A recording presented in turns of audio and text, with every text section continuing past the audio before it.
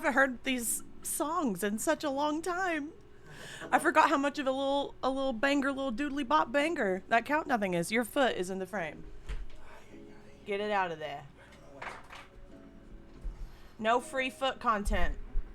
Sorry, everyone. For free? No. No. Oh, man. Hi, guys, gals, friends, and pals. Oh, my God. How do I do this? It's been such a fucking long time. Oh, my gosh. Thank you. 17 months? Bean, thank you so much. Oh, my goodness. That's a year and a half almost.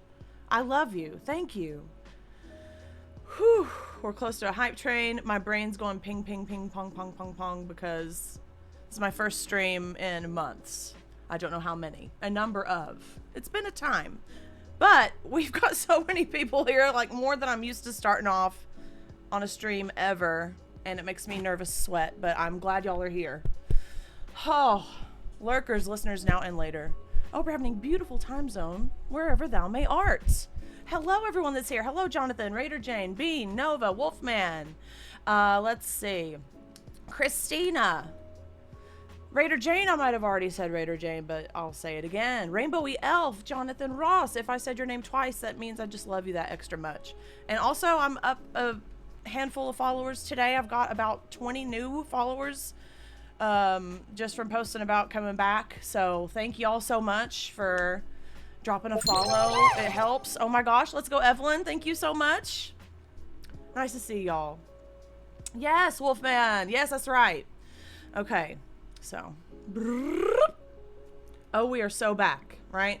I've got to rein this shit in, y'all. I can't express to you. This is why I shouldn't go away for months at a time, because I have a lot to say when I come back. But I'm off my ADHD meds, so the conversation will probably happen in a circle. Just snap in and enjoy the ride, right? Ashley, thank you for the follow. I appreciate you so much. Oh, man. We're here, aren't we? I started streaming in like February of 2023.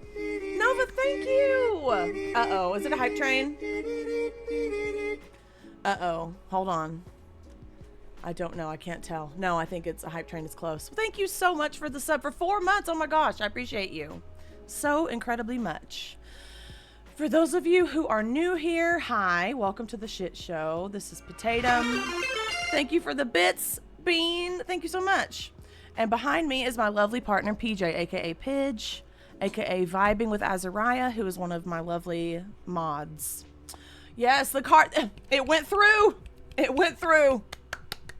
Round of applause. I feel you. I feel you. I started streaming about, I don't know, a year and a half ago. So my channel is still really new. It's not intuitive to me at all. When I take breaks and come back, it's very much how the fuck do I exist in this OBS studio? You know what I mean? And then they update shit while I'm gone. But anyway, I'm back. I had to stop streaming like mid-April or so because I was having just tremendous issues with my digestion and like abdominal pain and such, and no appetite, and it was affecting everything in my life, of course. And long story short, I went to the ER and got checked out, found some gallstones, got the surgery, got my gallbladder removed toward the end of June, kind of mid to late June.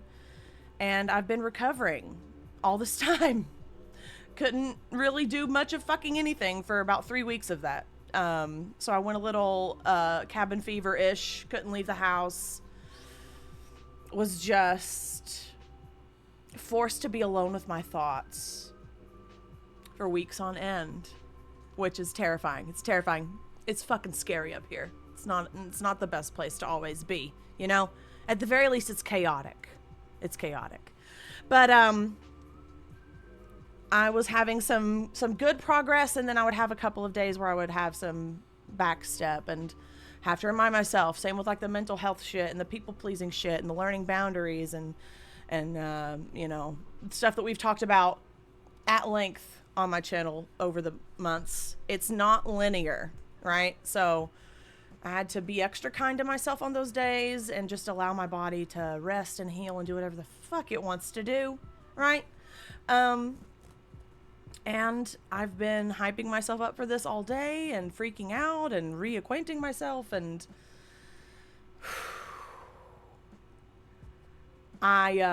it's hard. It's hard to be live. I feel my most vulnerable here on this format because this is my house. You're in my living room with me right fucking now. And that freaks me out a little bit. And I can't get over that feeling, and I think it's just something I have to accept. So yes, you may come in. Please take off your shoes and put on a mask. We'll get to all that. But I'm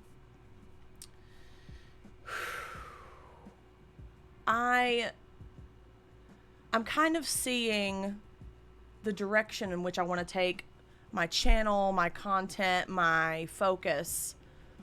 I see having the surgery this summer as like a very much a before and an after situation. So like, I'm still in my head about shit, of course. I can't turn that off, but like, I'm able to be like, remember you said that if you didn't croak during the surgery, that when you that when you came back, you would throw the lid off and keep it off and be this gung-ho balls to the wall type thing, and that's not sustainable. That requires a lot of my energy. And I posted about coming back to Twitch today on Twitter, and I got an overwhelmingly positive and like receptive response and reaction, so I'm very thankful for that.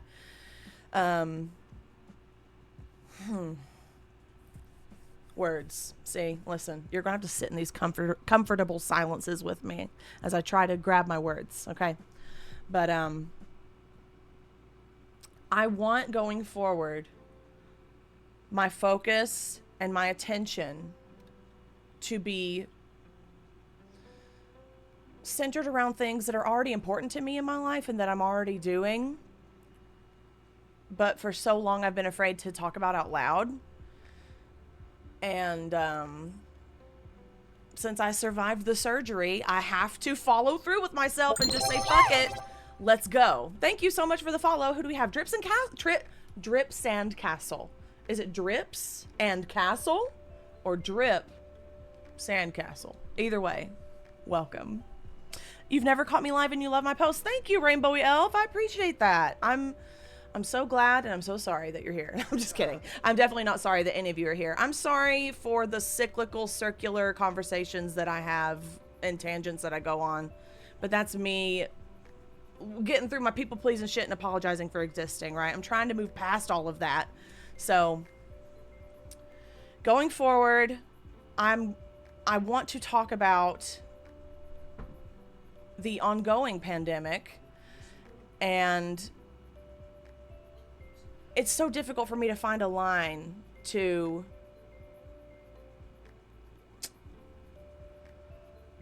all right. For those of you who don't know, I am immunocompromised. My immune system has been trying to yeet me to the great beyond since I was quite literally less than a year old. I've never been diagnosed with any sort of disease or condition that would explain why I get sick so fucking often. But my whole life, if it's going around, I would catch it. I've missed months of school, weeks of school, mono, pneumonia, like every vile virus and infection that was going around on this earth, and I breathed it in, I would succumb to it quickly and frequently. So like I'm moving through the world with that knowledge about myself, and it's been a long 4.5 years.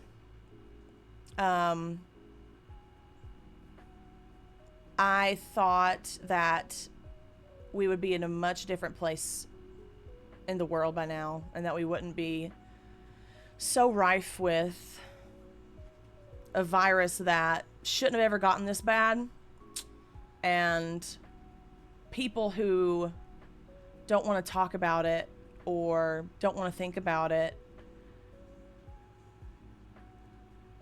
I fundamentally and foundationally am not physically safe around those people if they do nothing to mitigate it or protect themselves. And for such a fucking long time on this channel, in this live format, I was so scared of talking about COVID, of talking about being immunocompromised, of talking about the precautions that I take, of talking about wearing a mask when you go out in public and share air with other people, because A, it's been a long 4.5 years. I've got a lot of anger inside me. When I get angry, I cry, and that's not really fun for anyone. So it's like I've got to teeter that line of talking about it, finding a way to talk about it, harnessing my anger in a productive way. And Lord, it is a razor's edge, that line, because it's so easy for me to get swept up in the anger. And hey, I'm just being honest with you guys. I'm mad. But I'm also over it, in that I want us all to become on the same page. I wish I could ignore it. I wish I had the luxury of ignoring it. But I don't. And neither does PJ, for that matter, because we live together and share a life together. So I've made a promise to myself that I'm going to be as fucking annoying as I want to be about this topic. Because no one else is fucking doing it. And I don't mean no one else. Obviously, there are plenty of people in my circle who talk about COVID and who advocate for it. Let me say this again. Not enough people in the general public give a fuck. So I feel like I have to give a fuck that much louder. You know what I mean? So this is me doing that. Now, just because I'm going to cover COVID and talk about the pandemic on stream doesn't mean that that's all I'm ever going to do on stream. There's so much that we have covered over the 1.5 years that I've been doing this and playing video games and whatnot. And I'm still most definitely going to do that. So I don't want y'all to think, oh my God, she's not fun anymore. I mean, that's probably true as well. But I will be not fun doing other things that you can also tune into. And this stream, of course, thank you, Optics27, thank you so much. I need to catch up on the chat. Okay, so listen, y'all, I have unmedicated ADHD, and I'm also autistic. So I've been medicated on stream and off medication on stream, and I do better keeping up with the chat when I had my medication. Unfortunately, I no longer have access to it, so I have to compartmentalize it, get all of my talks out, and then look at the chat for a couple seconds. But luckily it's like 6 inches, you're 6 inches away. So let's see. We've got Frizzle Fries, welcome in. Wolfman, I'm one of the only ones in my circle that still wears a mask. Solidarity, my friend, solidarity. And as far as I'm aware, I'm not immunocompromised. Haven't been ridiculed publicly. No clue about privately.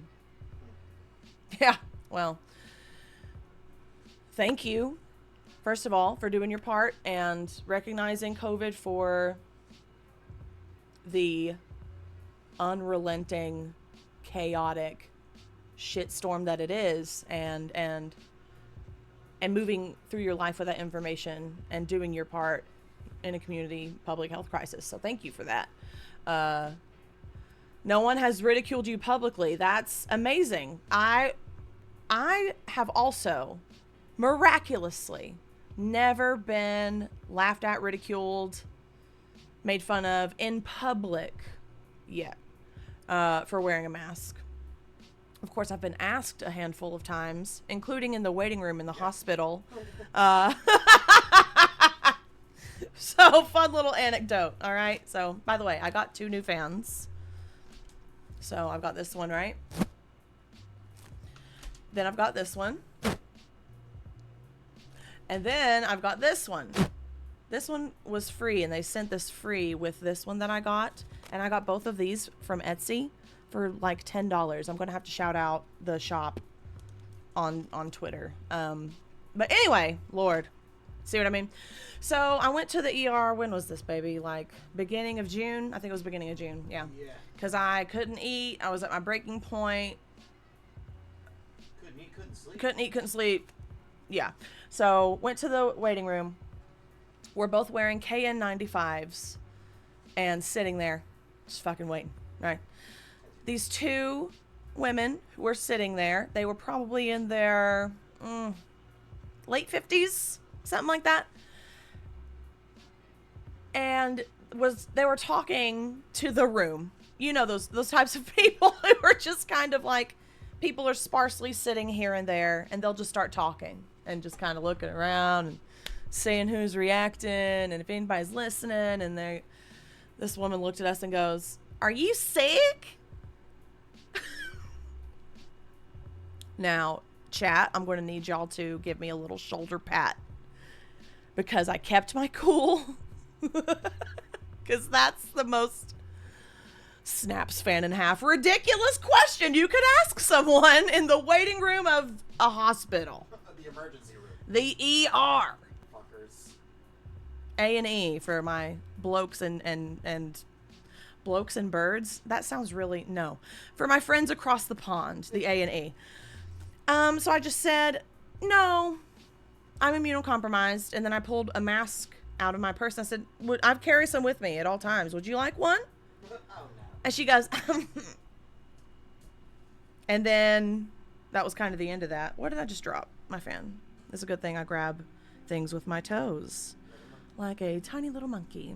But yeah, man, the only other person at the hospital who asked me if I was sick was a surgeon who visited me in my room to discuss, not who ended up being my surgeon, just a surgeon. And PJ there was like a 25 minute window where he left, grabbed himself some food. I fucking couldn't eat, so he needed to eat and he needed to check on the cats. And of course, during that window when I was by myself, the surgeon asked me if I was sick. In sort of a way like, explain yourself. Like, mask? You know, like very that. I was like, no, just immunocompromised, you know. So that's the closest I've ever gotten to any sort of confrontation in public. But privately, bitch, that's a whole other story, and it's none of our business, is it? Ashley, first time chat. I'm way behind on the chat, guys. In classic neurodivergent fashion, I feel you. Oh my God, verifying the phone number. Yes, I also had to verify my phone number just to get on stream tonight. The vibes are immaculate. Thank you. I appreciate that. We've got an ad break coming. I'm going to go ahead and snooze it. Let's see. Who do we got? God. Nova, you've been, oh yes, I've read, you've had some bad experiences at work where people give you a hard time for wearing a mask. I remember Nova posted one time, this customer, I think it was a lady, I can't remember who it was, gave you shit and pretended that they couldn't understand you once they saw that you had a mask. But before they saw you, they were having an entire conversation with you across the aisle. But as soon as you turn and you wore the mask, all of a sudden she couldn't hear you. Okay. Doesn't bother me, just annoying. Yeah. Christina, you're awesome. People have laughed at you in public, Ashley? What the fuck? But I'm not sure if they've said anything since you're deaf. I'm sure that pissed them off without you trying. Yes! You just didn't respond. And they probably walked away seething. And I love that. Let's see. I apologize if I mispronounce. Now y'all gonna have to bear with me on the handles and the usernames and the names. But once I get it right, I will get it right from now on. Let's see. Malde. Now this is the one, okay? Malde Baron 5. And I very much apologize in advance for probably butchering that. I haven't been outright laughed at or ridiculed or harassed in real life. Thank goodness. But I got smirks one time wearing my P100 in the cancer center. See, Tatum, you gotta ring it in. You gotta rein it in. The anger, it bubbles. It bubbles. I feel it. It settles around my neck like an Elizabethan collar, and it starts bubbling, you know?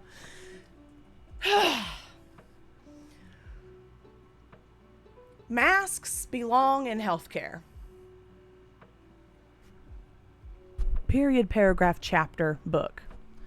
They never should have left healthcare. And the fact that you got smirked at wearing a mask in a cancer center warrants a big ol' what the fuck are we doing, right? Yeah. Immunocompromised people who have systems who are infinitely more impacted, and they have conditions that their body is just fighting them at every turn, more than I've ever experienced, can't access safe health care. Period. I put off this pain in my side until I literally couldn't handle it anymore, and I broke down. I had a psychological breakdown, mental, physical, spiritual, and was like, I have to do something about this. But otherwise, I wouldn't have. But having to put off healthcare because no one wears masks and risking leaving a medical facility sicker than when you arrived is a very real issue that millions of people are having to deal with. Whether COVID is the thing that compromised their immune system or if they were already immunocompromised before, there are so many people out there, myself included, who I told people unless a bone was sticking out or I was dying, I'm not going. Well, my gallbladder was giving up on me. Yeah, close enough. I had to have an organ removed. That's pretty, That's bone sticking out level. That's kind of bone sticking out level, I would say.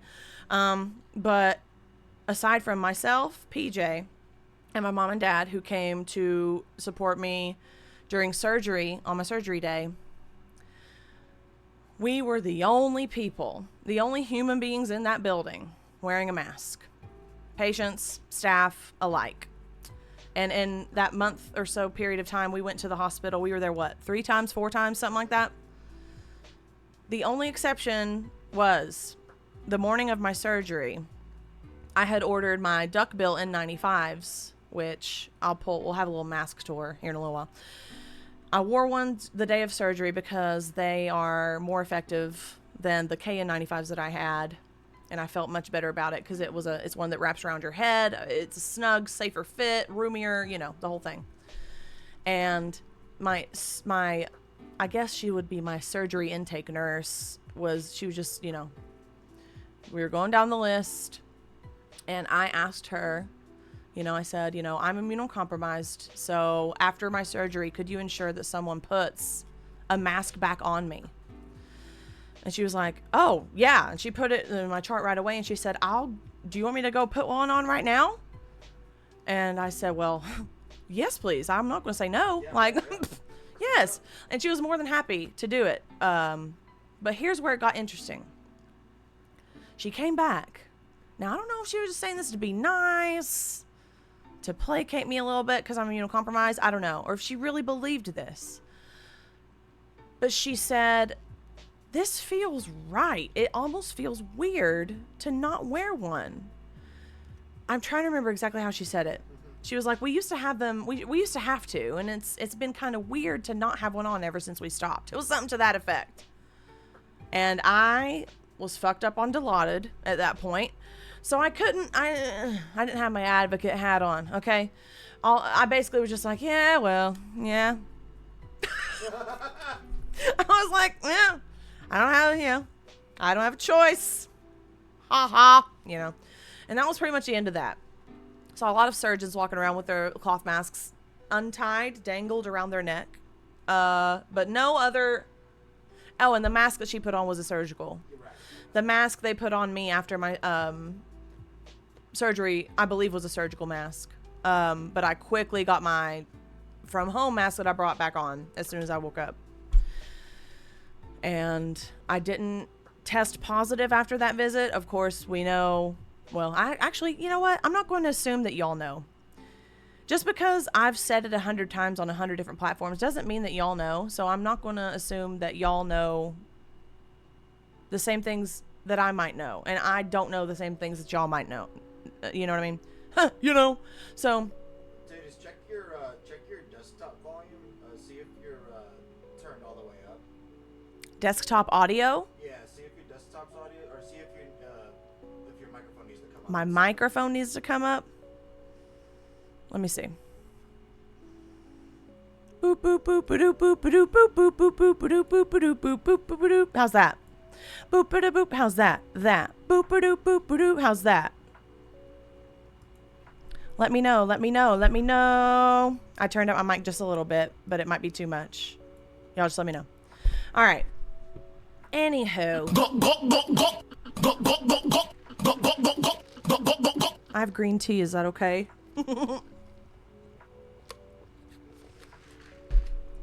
Let me do some water. Anywho. Thank you for that.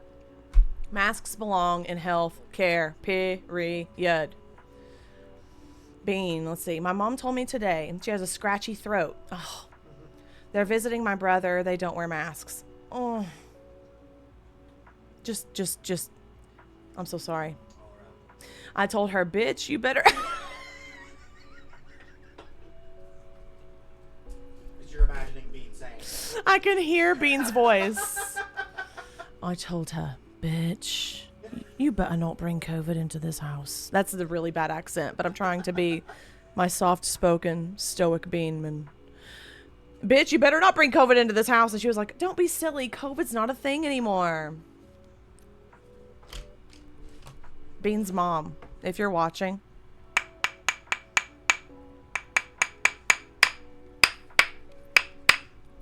Okay. COVID's very much a thing.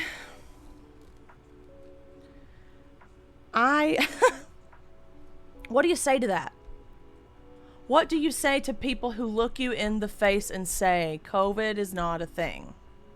Well, I've got some resources for y'all that we'll go over here in a little bit that I've since put in the link in my bio. If anybody wants to throw the hub into the chat, you can check them for yourself and read along with me. But one of them today is this humongous resource that I just found today that the scroll bar is this big, so it's tiny. It's just so much information, and it's how to talk to your loved ones about COVID. We're not going to go over the whole thing, but I want y'all to have that at your disposal to kind of peruse at your leisure so that you can kind of, I don't know, if you feel comfortable, kind of, well, I mean, sometimes you fucking have to. It's not about being comfortable. It's about being forced into difficult situations where you have to have these conversations. Hopefully you'll walk away with some tools that can help you do that, because it's not fucking easy. It's not easy. Yeah. I don't know of anyone in my real life, that doesn't mean that it's not true, it's just I haven't caught wind of it, that masks all the time anymore, besides me and Pidge. My parents don't even. Now they did, of course, they do in medical facilities, because I have hammered it home so much with them, because they're both diabetic, they're both immunocompromised, they're both, you know, baby boomers in their mid-60s. They need to fucking pay attention to this. You know, my dad has a saying, you know, like, anytime he would, like, I don't know, speed a little on the highway or something, or mom would get on to him about, you know, be careful, or, you know, like, don't be hasty or don't be reckless or something, he would always say, you know what? I like me pretty good. And what he meant by that was, I'm not going to do anything to put myself in danger. I like me pretty good, thanks, you know? But it took months of me talking to them about this in so many different ways, and having to speak their language and having to figure out how to say it in layperson's terms and change my messaging delivery with what I believe they might already know or not know. Like, it's so much. Way too much for any one fucking potato to do on her own, damn it. You know what I mean? So, this is all multifaceted and the most daunting brick wall I've ever walked up to and had to face. But I have to. My choices are adapt to the reality in which I was born into, which is a global pandemic. I mean, I was born in 91, but you fucking get the drift. We're all alive right now, aren't we? Adapt to that reality with my risks and assess my risk and evaluate my risk and my health and take it into my own hands. Or I could throw caution to the wind and start traveling again and going to live shows again and going thrifting all the time and taking myself to movie matinees that I used to do all the time, taking myself out to eat and going on dates with PJ. Like, we met and started dating. Well, we didn't meet in June. We started dating in June 2020. And by dating, I mean we're life partners. Like, we're not dating. Like, we're not boyfriend girlfriend. Like, that feels so juvenile to me. Not that it is, but we're in our 30s. As you know, We are personally past. we're basically spouses. Yeah. You know. But I can count on one hand the amount of outings that we've been on as a couple that are not related to like getting groceries or running errands or going to the hospital. Yeah, it's a lot. It's a lot. It's a lot to have to assess your risk every time you leave the fucking house. But it's those of us who don't have a choice that have been made to bear the brunt of all of this for this whole fucking time. So that's where the anger comes from. That's where the resentment comes from for me, of seeing people live their life and I've had to have so many conversations with myself where it's like I would get so mad at seeing people doing things that I couldn't safely do. And I'm having to reframe the way I see it because, and I've said it multiple times, I say it all the time, I straight up talk my shit on Twitter about COVID, and I'm so serious. If you don't follow me on Twitter, please do. That's definitely where the most of my COVID information and advocacy work resides, is on Twitter. But I've had so many conversations with myself, and I've spoken through this anger and this frustration so many times that I've got to try a different approach. Not that I'm not going to talk through this anger or move through this anger or let it fuel me to advocate and to put pressure on officials to do the right thing, but I have to start framing it in a way that centers the people who I'm trying to get the message across to. Does that make sense? Like, did I say that right? Like, I can't be like, I feel like I'm not getting through to people. And I'm spitballing here. Y'all can chime in, like, please. Like, I'm trying to figure out the best way to go about sharing this information, because if I speak through my anger all the time, that just puts a wall between me and whoever is listening. And the only people who can really relate to that are the people who feel exactly like I feel. And I don't want to discount that, because those people have been ignored for years. So I've gone from not talking about it at all, because don't want to rock the boat, to taking it all the way to 100 and being like, fuck every single one of y'all who are ignoring this issue. Now, I'm going to say, not because it's me, but because a lot of you feel the same way, and even not if I wasn't immunocompromised, I could feasibly look at it this way and see the same thing, that anger is valid, because we have been abandoned by society, by our leaders, by our loved ones. The stories that I've read, the homes that have been wrecked apart because one person in the family needs to take it seriously and the rest of the family doesn't. Parents are pitting their kids against the other parent. I've heard every variation of fucked upness from families being ripped apart by this. So I don't know, man. I'm trying to share this information in a way that the most people will receive it, but I don't want to minimize it. That's why I'm not going to go on TikTok and call it Coco and call the pandemic the panorama, Because I'm not Mrs. Frizzle. I might look like her and have her general aesthetic, but unfortunately I'm not her. This is not the magic school bus. I wish. I need a pet lizard on my shoulder. Is it a lizard or an iguana? Gila monster? You got Picky. I don't remember. I do have Picky, but he won't sit on my shoulder. Yeah, he's about the same. He's very much But yes, my advocacy my messaging has to change in certain ways. In certain ways it doesn't, and it won't. But I have to start including just different styles of sharing this information into my messaging.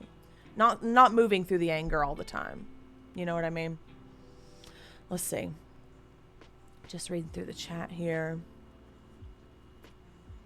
Yes, Ashley, I start feeling FOMO being in tech and seeing people return to the in-person conferences. Yes. All the conferences. E3. I'm thinking of Gen Con. Yes. I didn't hear what you said, but yes. Yeah. What was it? Gen Con. Gen Con, yes. Yeah. Of course, there's the big one that I'm thinking of that I can't fucking remember. Comic-Con. All the cons. Drag Con. Then I see a bunch of people share that they've tested positive from those conferences, and the FOMO melts away. Yes. Into a different flavor of anger. Yeah. Yeah, all of that. Yes. I'm having to reframe it like But the anger that I feel toward these people. If each and every one of them were optimally presented with the correct delivery and correct style and correct amount of information about COVID, would they move through the world differently with that knowledge? Now, I know there's a lot of people who completely tune out, their eyes gloss over, and they don't listen at all. I'm not, you know, I can't assume that every single person is like that, though. I have to assume that there are people out there who would do better if they knew better. So that's sort of the direction that I want to take this. Like, I'm sharing this information not in an attempt to convert people, but in an attempt to fucking show y'all what we are not being shown. To share with y'all what's not being shared with us. What we're missing out on. We're missing out. Well, what we're missing out on is protecting what health we have left.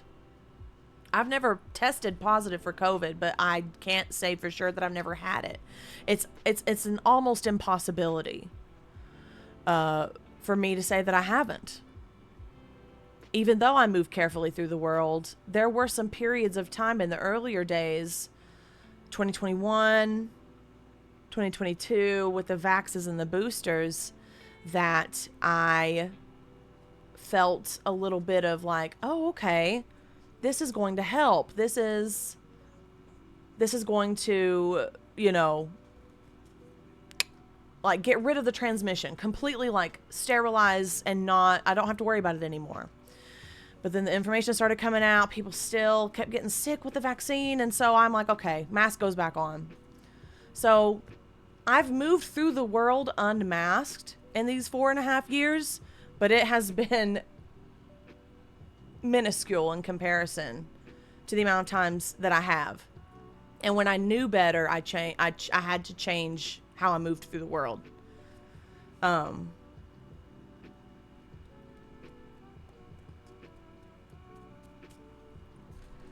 I forgot what I was gonna say. you were saying you can't say that you haven't gotten COVID Oh yeah, definitively. that was another tangent. Yeah. Yes, the outings. Rainbow Elf, I feel so much anger and sadness. I've lost almost all of my friends. They're all back to normal. They don't care that you've been left behind entirely, despite you explaining why you can't act normal. Yes.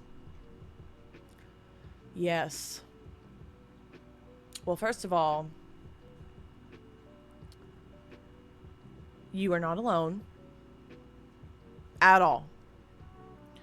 Even if the friends that you know physically in your physical day-to-day might not fucking care That's so fucking shitty, dude. That's so fucking shitty. But you are not alone. Because I'm right here talking to you. No, all of my friends live in my phone. I don't hang out with local people anymore because they also have all moved on. I left Instagram, stopped using Instagram because everyone was posting over and over again about their outings and their cruises and their concerts and their brunches and things that I cannot relate to and I'm not safe doing. So I left Instagram in 2022 because of that. It's hard. It's so fucking heavy. It's hard not to move through the world holding that anger on your chest and speaking through that with this topic. I myself struggle daily. I'm struggling right fucking now to get my words out. I was so nervous about streaming this, y'all. I was so fucking nervous because I'm in my living room. I'm speaking live. You have to bear witness to me falling victim to my Swiss cheese trapdoor brain that can't hold a thought to save its life, you know? So this is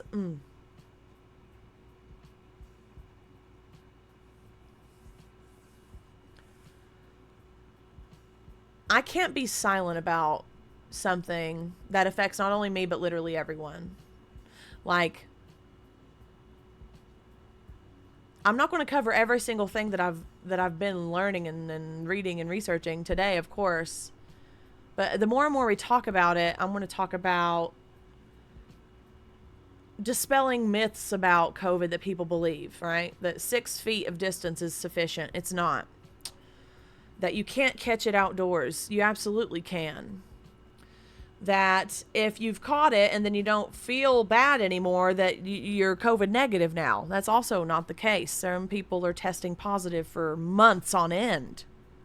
They're testing positive with the same infection for months at a time, even though they feel fine, right? Shit like that. I'm gonna sprinkle it in. We're gonna talk about it, but I want to get to why we're here this evening. All right. I want to kind of pivot to covering this material without speaking through my anger. Plenty of that can be witnessed and enjoyed on Twitter. On Twitter.com. Twitter.com/potatum with the number 8. Because that's what it exactly. It's Twitter forever. Okay, I'm over here now. You can see my captions. So I've got, and I'm going to go ahead and put in my hub again. This is the link that's in my bio. I use Beacons. I know it says beacons.ai. Beacons itself has an AI program that you can use if you pay money to use it. I do not use their AI program. I use Beacons and I manually put in the information by my fucking self. All right. I don't use the AI. So don't come for me.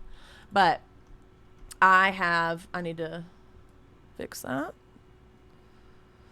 So I literally added new shit today to this. Today. Like at 6 p.m. like 4 hours ago. So right at the very top, of course, Operation Olive Branch. Free Palestine, by the way. I want to make that perfectly clear. Free Palestine, free Sudan, free Tigray, free Haiti, free the Congo, free Hawaii. Free everyone. Okay? Just wanted to get that out of the way because it's very fucking important and I needed to say that just so we're clear. Continuing. Jet Morbid, thank you. Right here, we got our resources. Now these are fucking huge. It's a little easier to digest on the mobile. It's a little bit smaller. Go with it, okay? So this is definitely one of the links I wanted to share with you today. covidhelp.org. Now this is a document. I don't know who made this. I do not know who made this. I need to find out who made this so I can credit them proper. But this is like a 101 level, 2024 edition, overview, like shit you need to know out the gate. So let's just go over this. And then seeing, depending on how much we delve into this, I may give you some other coverage this evening, but okay. Of course, COVID is also known as SARS-CoV-2. COVID is the SARS virus. It is airborne SARS. And if you don't know what SARS is, I remember when the SARS virus started popping off.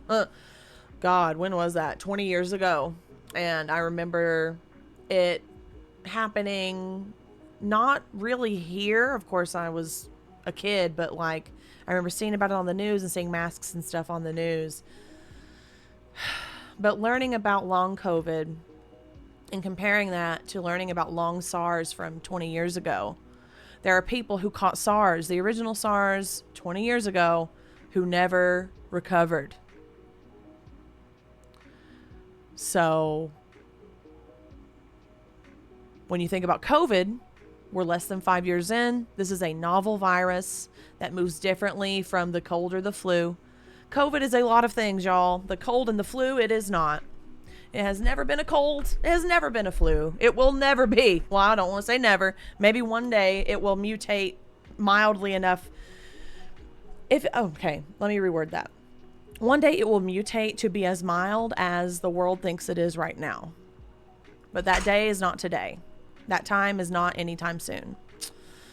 But COVID is short for severe acute respiratory syndrome. And I did not mean to click that. I'm just trying to make this big enough for y'all to see it. The virus is airborne and neuroinvasive. Now, what I fucking love about this link, and let me pop it in the chat. covidhelp.org is it gives you links to different articles, studies. Like, this is incredible. The virus is airborne. Takes you to covidisairborne.org. Let's have a little ADHD moment. Let's see what else we got here. Citizens of the world calling on the WHO to act. Oh, this is great. So if y'all want to go to covidisairborne.org and you can see, shout out Swiss cheese model. That's the Swiss cheese model of risk assessment that I personally use in my personal life to protect myself and my family, my loved ones from COVID. But that's fucking awesome. I'm going to keep this tab up and pop it in my bio for later. The virus is airborne and neuroinvasive. It causes vascular disease and dysregulates immune systems. The pandemic is not over. The virus never became milder, and the government has continually lied about the threat. Click that. Let's see what that's about. Oh, Lord. Even though Maria... Put it in reverse, Terry. Even though Marie Antoinette famously did not say, let them eat cake, I still love the play on the words there. We have been betrayed. Who wrote this?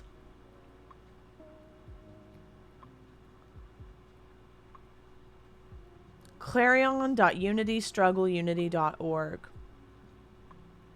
We have been betrayed for 3 years. We have been abandoned, misled, shepherded to our dooms. This came out in 2023. Very interesting. Because the virus is being allowed to spread freely, more dangerous variants are constantly emerging. We are all in serious danger.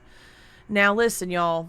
Call me a doomer. Call me an alarmist. Call me a Bruno. Call me a Cassandra. Call me maybe. But don't call me Shirley. This is the fucking truth. No notes. That's why does this monitor keep turning off? It's what I have to deal with nowadays. Sorry. Why is that? I don't know. That's weird. Yeah. That's weird. Yeah, I'm very sorry. Bruno, hi Atlas, by the way. Bruno would make more sense if you watched Encanto. If you haven't seen Encanto, there's a character that no one talks about. There's a whole song about it. His name is Bruno, and we don't talk about Bruno, no. Don't come for me, Disney, okay? But Bruno is a Cassandra. Bruno is an autistic coded character who sees patterns and vocalizes the world around him, and then the thing happens that he said would happen. Not because he's an evil prophet, but because he noticed the pattern and people get mad at him, right? Joe Sondo, thank you so much for the follow. I appreciate you. Yes, no one... Shh, we don't talk about... Oh, Pigeon I do. We love Bruno. He's a great guy. He played Luigi. Yes. John Leguizamo. Deep cut, Luigi. All right. COVID. The ping pong, bing bong, levity, heavy. It's the vibe here. You got to get used to it. Okay. Just buckle in. Enjoy the ride. We're funny about serious things. We have to be funny. We have to be funny between the serious stuff. We have to. Because sometimes you just gotta. Okay. Now, this is what I've been saying for years. But I don't think people are smelling what I'm trying to cook when I say that COVID, I did not make this, by the way, so other people apparently agree with this true scientific fact that I've been saying for years. COVID is a BSL-3 pathogen.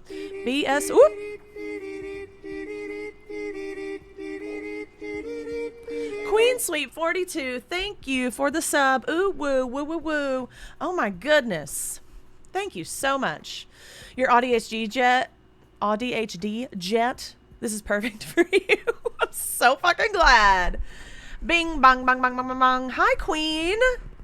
Thank you so much for the sub. I appreciate you. All right. So, back to it. BSL-3. Ooh. Atlas! Oh my God. We're about to get a hype train. Wait. Is it about to happen before I get into this? Thank you so much, Atlas. 8 months you've been subbed. What the fuck? That is such a long time. Thank you so much. I want to give it a sec. Please, hey, no. Don't you dare be sorry.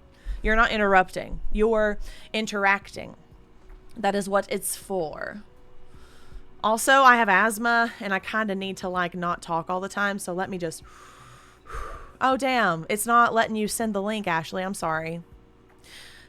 This is a stream, not a podcast. Thank you, Atlas. I need to, like, be kinder to myself. You know? I think also not being really into streamers before I started like, not knowing about Twitch and getting the vibe for other streamers. I don't know if I'm doing it right. I get in my head about shit. You understand. Okay. Well, I don't know if the hype train's coming. If it comes, it comes. Hi, Indies Horror. Welcome in. First time chat. I'm so glad you're here. Okay, so a biosafety level 3 pathogen are, BSL-3 pathogens are those that cause serious or potentially lethal disease through inhalation. Other BSL-3 pathogens include the classics, right? All the fucking worst things you ever heard. Uh-oh. It's happening. Oh, shit. Where's the sound at? I'm scared. It's always really loud.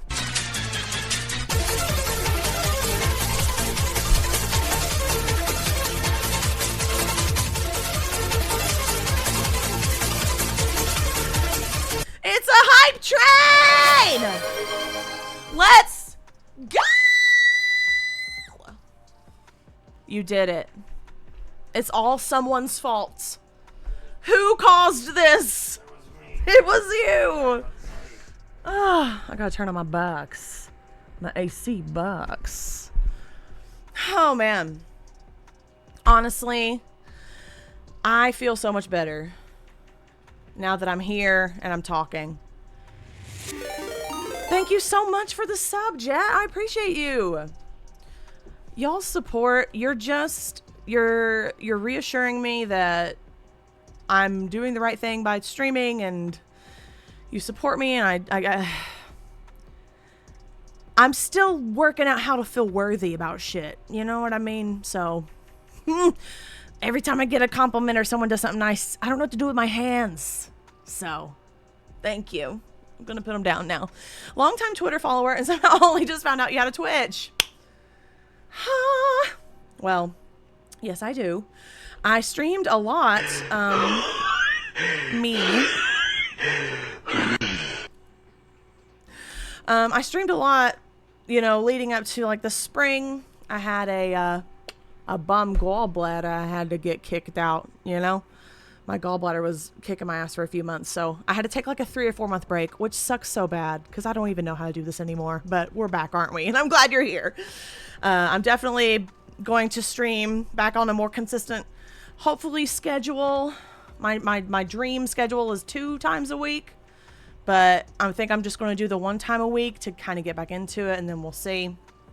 But bitch, if it's a week where I've got a lot to say, you're going to see me more than once. I don't know what else to tell you. Oh, thank you all for the hype train. I appreciate you so much. Now that the hype train original noise is gone, we've got a level 2 going. There's never any pressure to contribute, by the way. Only ever contribute to supporting me financially in any way if your needs are met first. Please never go without to give to me. Like, that's never, ever, ever, ever what I want. Ever. Thank you, baby. I appreciate you so much. I am, should I go ahead and just wait 2 minutes? I think I will. Because, like, I've got noise and all that stuff. It's wild to think in 1 year we've had...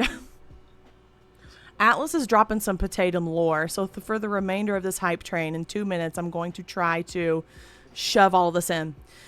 In 1 year, we've had John Rich, Bullet Boys, and a gallbladder attack. All right. Y'all are already privy to the gallbladder, too. In January of this year, I posted something on Twitter. I was a little cutie in a mask. I had a cute little outfit on and a mask. And I was like, hey, are you also immunocompromised and want to have online friends? Hi. You know, just like a beam, like a beacon, like a, hello, I'm here. You want to come? This is the place to be. If you know. And that post took off. The wrong people saw it. This ammunition manufacturer page saw it. Shared it to 150,000 of his finest followers. And your bitch didn't take it laying down because why the fuck would I? So I took him to school, called him ugly, pointed out his cauliflower ear, noted that he was the hardest looking 38-year-old that I have ever seen. And he proceeded to print my photo and my name on a bag of bullets and post it online. So I had to literally file a report with the fucking FBI and his state police and my state police. It was a whole thing, right? Yes. Queen's like, I'm fucking so actually sorry. What?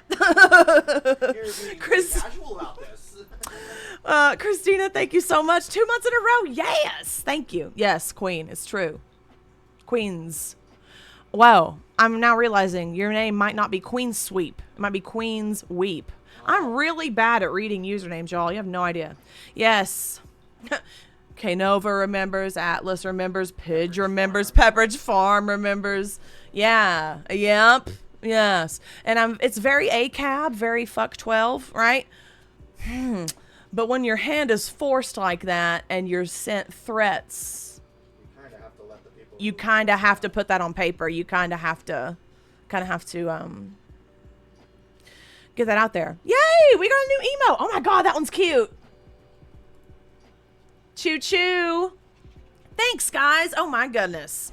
5 subbies and 500 biddies. Thank you. Thank you. Yeah, you've got to work within the systems that you've got. You got to fucking make your way through the systems that you're born into, right? So I know the hype train's over. Real quick, I gotta tell you about John Rich. So okay, bullet thing happened in January. For now and forevermore, until and during my final breath, I will say, fuck you, Justin Nazaroff of Novi, Michigan. It's not doxing. It's literally his company where it's located. And then like last year, like literally a year and some change ago, same thing happened.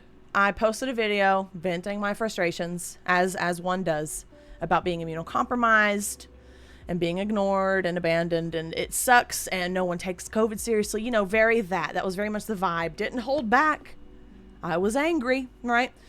The video took off on Twitter, and then, of course, here comes the lesser half of every boomer dad's favorite country group in the aughts. Big and Rich. John Rich. Now, if you don't know who that is, it's the Saving Horse Ride a Cowboy Boys, right? This man commented on my post making fun of my white skin because I didn't know that I could be too white to a white supremacist. But I learned something that day. And he said that all I needed was to get out and get some much needed vitamin D and get out in the sunshine and quit worrying your little head about COVID, you know?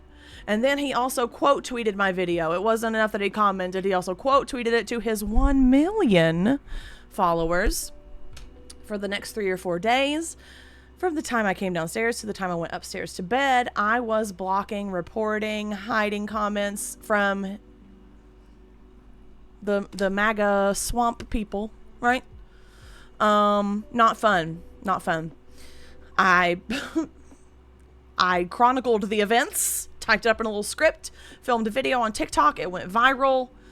Tizzy Ent, if you don't know who that is, he's a big creator on TikTok who covers a bunch of stuff. And I'm not saying I support Tizzy, or I know that he has his own set of whatever. I'm just literally telling you who picked up my video. And he has like 6 million on TikTok, and he shared my video.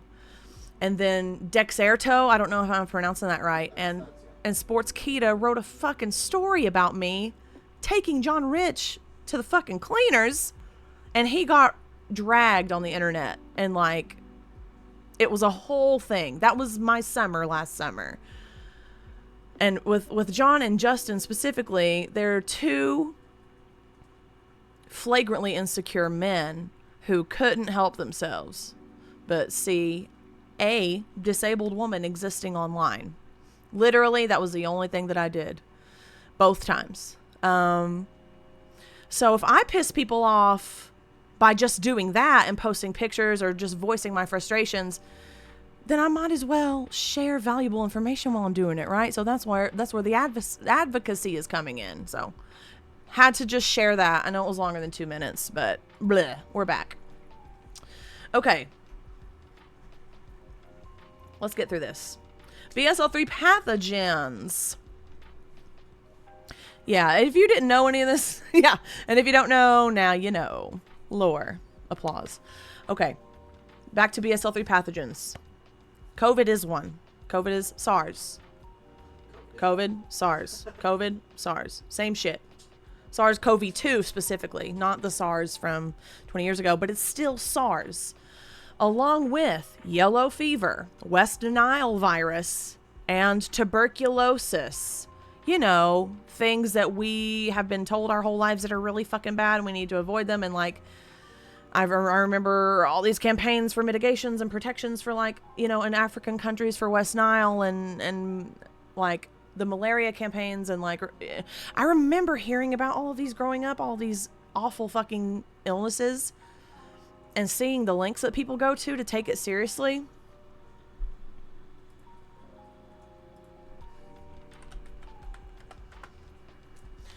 I want to show y'all a chart, if there is one, because I saw there's a biosafety level chart of how people who handle these viruses, like the specimens, are supposed to, like how they're supposed to dress and what they're supposed to do, the protocol and the decontamination process. And it is a whole fucking thing. And, you know, that's on me. I should have come a little more prepared and clicked through some of these. But at any fucking rate, the people who are handling these specimens are dressed not unlike this person here in this photo. All garbed up, wearing a face shield. It looks like a KN95, could be an N95, I can't tell from here. Head to toe garb, plastic shield reaching under, like the lengths that these people are going to handle these specimens cannot be understated. So why are we dropping our kids off at school in poorly ventilated buildings and letting them raw dog this shit? Why are we packing up venues and restaurants and pouring into these places and raw dogging this shit, breathing it? Like, all of these have answers, and the answers to that are systemic. But as I've said here, there, and every fucking where, we're also failing each other as individuals. But the systems in place are ensuring that we're failing each other by design. Now, look at the Olympics, right? Now, I don't really care about the Olympics. I recently have learned about the Olympics' impact on the environment, and how wherever they end up going every 4 years, they displace entire houseless populations in order to host the events. And it's problematic in and of itself as an institution already, right? Now, this was the first big Olympics. Now, I know they have the winter ones every 2 years or whatever. Correct me. I don't care. But in 2020, I believe that they didn't have the games, or they had them in a limited capacity or something. Was it in Tokyo? Yeah, I believe so. Unless that was the winter, but I can't remember. Were they in Tokyo? Yes, the Summer Olympics. And I remember that sort of being seen as like the COVID Olympics. And there were a lot more stringent guidelines and processes taking place.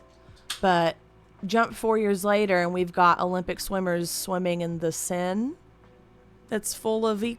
coli, and entire teams are coming down with COVID, and it's fucking up their scores. And it's very much, say it with me, what are we doing? Right?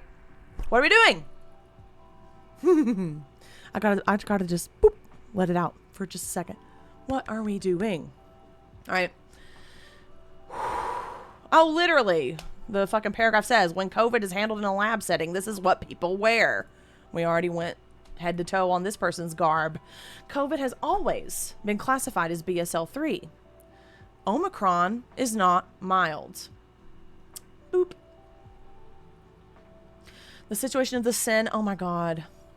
I know. I've seen many people compare the politics and healthcare, dire needs, etc. to the HIV and AIDS epidemic, which makes sense to me, but damn, it's wild. Yes. So, I'm not going to cover this tonight. However, in a future stream, I will be covering this. So, my ponytail's all fucked up.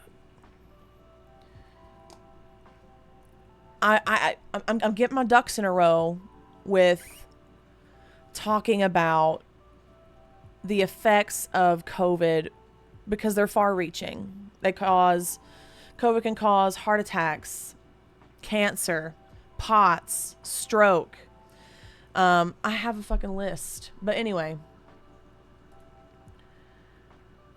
there's research emerging that has been like discovered already, but like it's making a surge into like the mainstream scientific community or whatever, that COVID depletes white blood cells to the point of, I can't remember how it's pronounced, lymphopenia.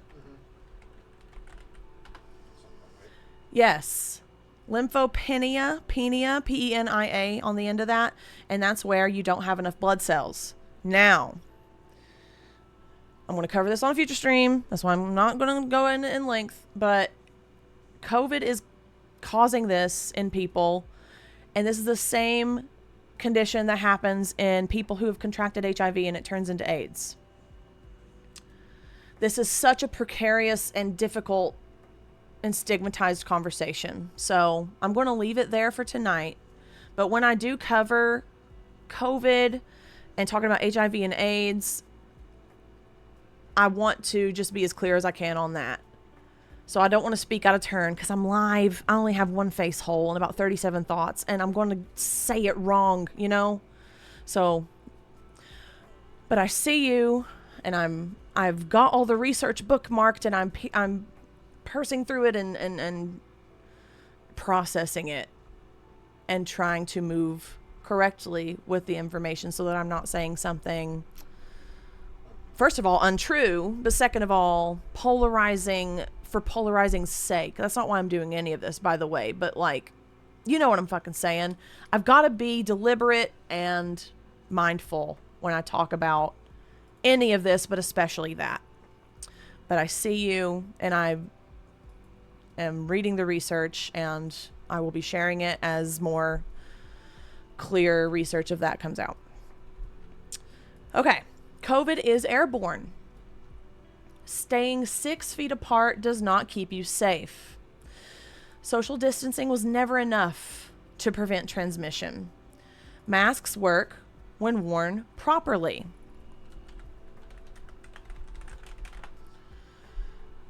Washing hands and getting vaccinated do not stop COVID infections because the virus is in the air and can linger in the air for hours. COVID moves in the air like smoke. And it lingers in the air like smoke. So it might be easy to think because you can't see it with your eyes. And then the conversation becomes, if you could see COVID, if it was like this bright purple cloud in the air, would we have treated it differently? Perhaps, probably not. But it's very out of sight, out of mind. People think that if there's not a roof over their head, then they're safe. They think that every outdoor everything is just, you're in the open air. It just, you say it and it doesn't linger and it dissipates instantly, and the outside is magical. Well, you know, there are plenty of outside areas, arenas, venues that don't allow smoking. Why not? You're outside.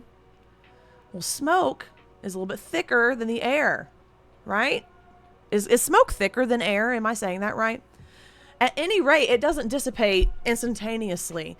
It lingers. Even if you can't see it or smell it, the particles still exist. So once I learned that was one of the facts about COVID that I learned that really changed the way I moved around in the world, especially outside, because I also was like, well, if I'm outside, I should be fine, right? Like, not around people, but like maybe in a parking lot, you know, but like even then, like I pull up somewhere, my mask is on before I exit the vehicle. I leave the building, my mask is on until I'm in the car. Like, that's something that I want more people to take away from just like base level knowledge of COVID. It lingers like smoke. Someone with COVID could be in a room and just breathing, talking, existing, leave the room. And especially if it's poorly ventilated, it will linger for hours. They don't even have to be in the room anymore for you to walk in, breathe it, and become infected. So, just wanted to really hammer that home. That COVID lingers in the air for hours, like smoke. There's a link to it right here. Long COVID is a dire emergency. Many people never recover from their infections.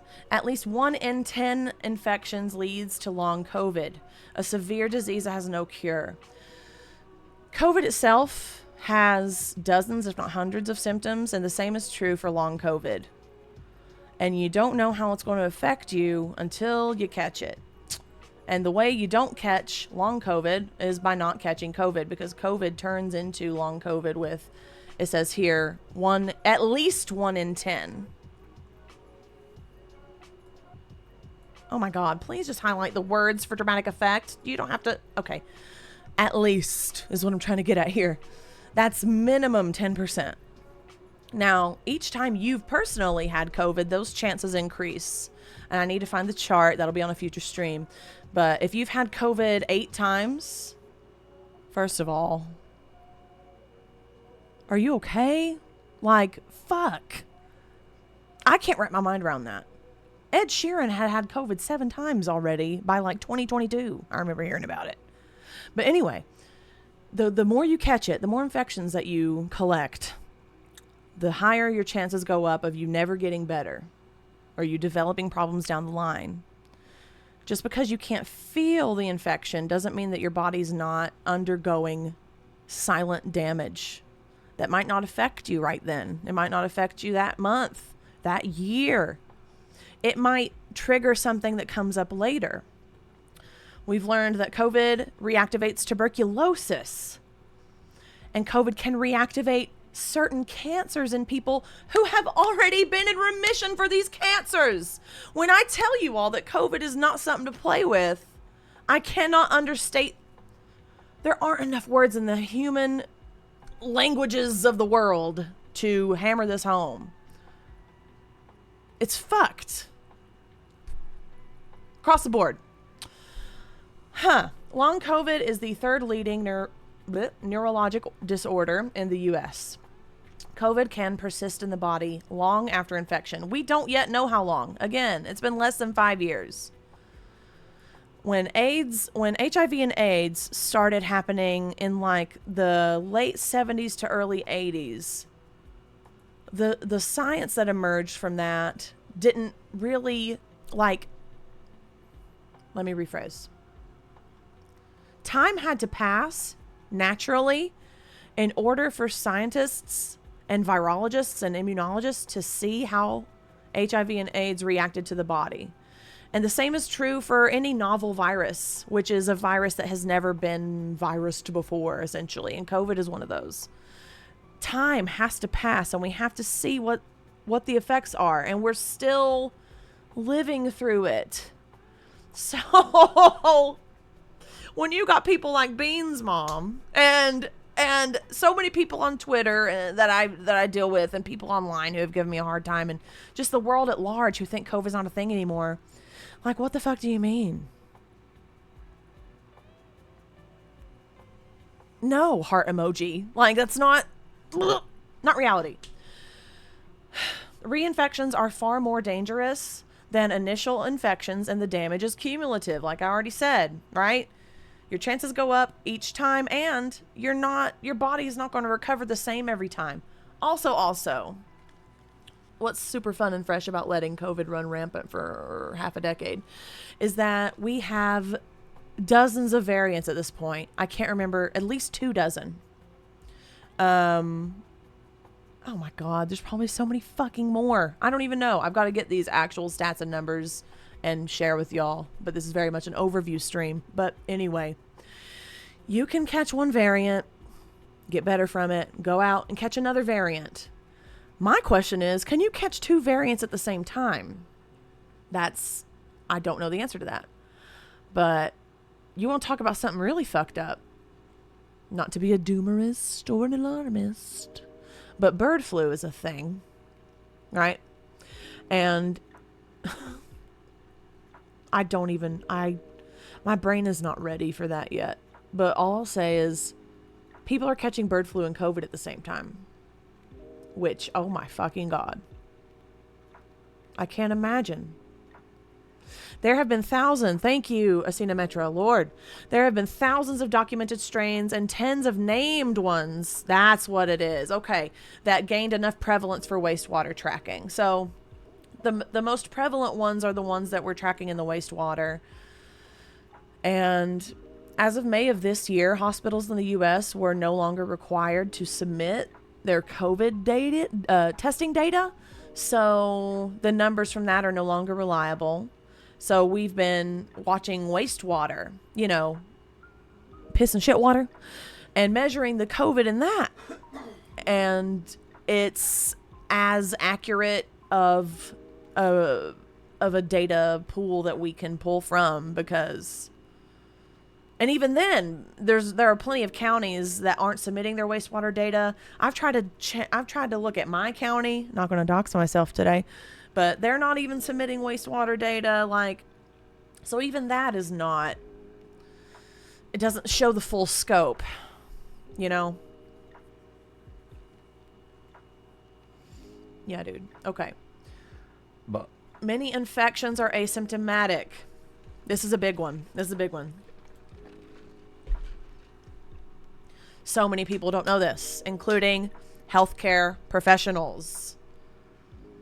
People whose jobs are to be all up in your grill, all up in your shit. Dentists, doctors, surgeons. They don't know or care about asymptomatic spread. Otherwise, they'd be wearing a fucking mask, right? Many COVID cases are asymptomatic, meaning many people with COVID do not realize that they are sick.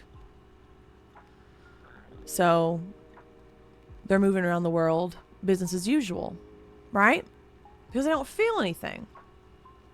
And even in symptomatic cases, people often transmit COVID before any symptoms appear.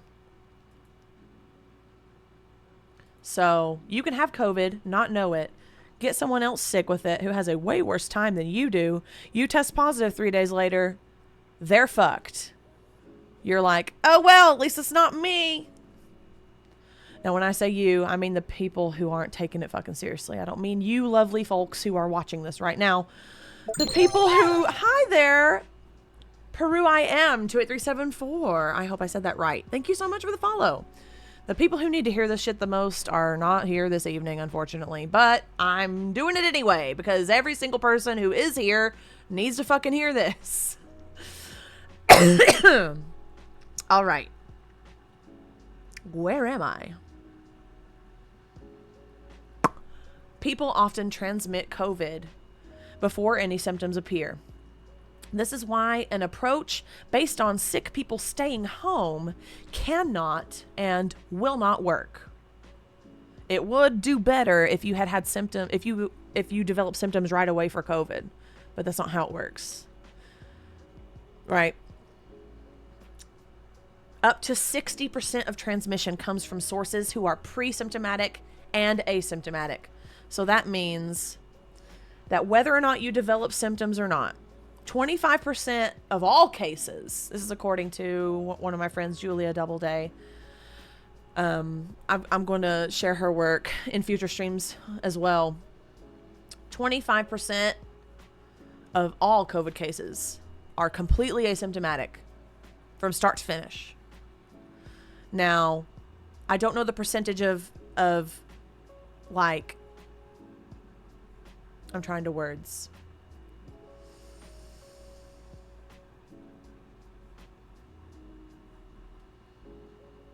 Okay. I think it's saying it here for me. The 60%, 40 to 60.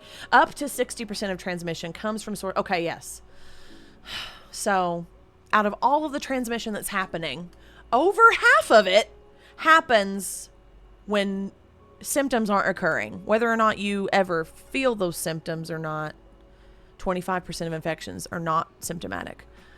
But before you develop those symptoms, you're infecting other people. That's the bulk of the infection. That's the bulk of transmission that's happening from this.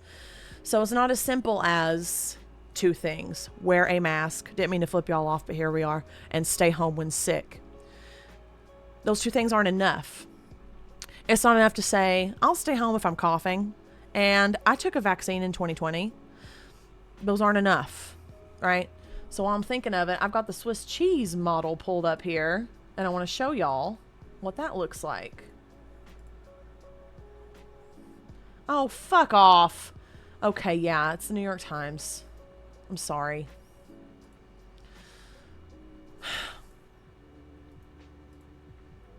Don't do me like that. No, it's not what I want to do.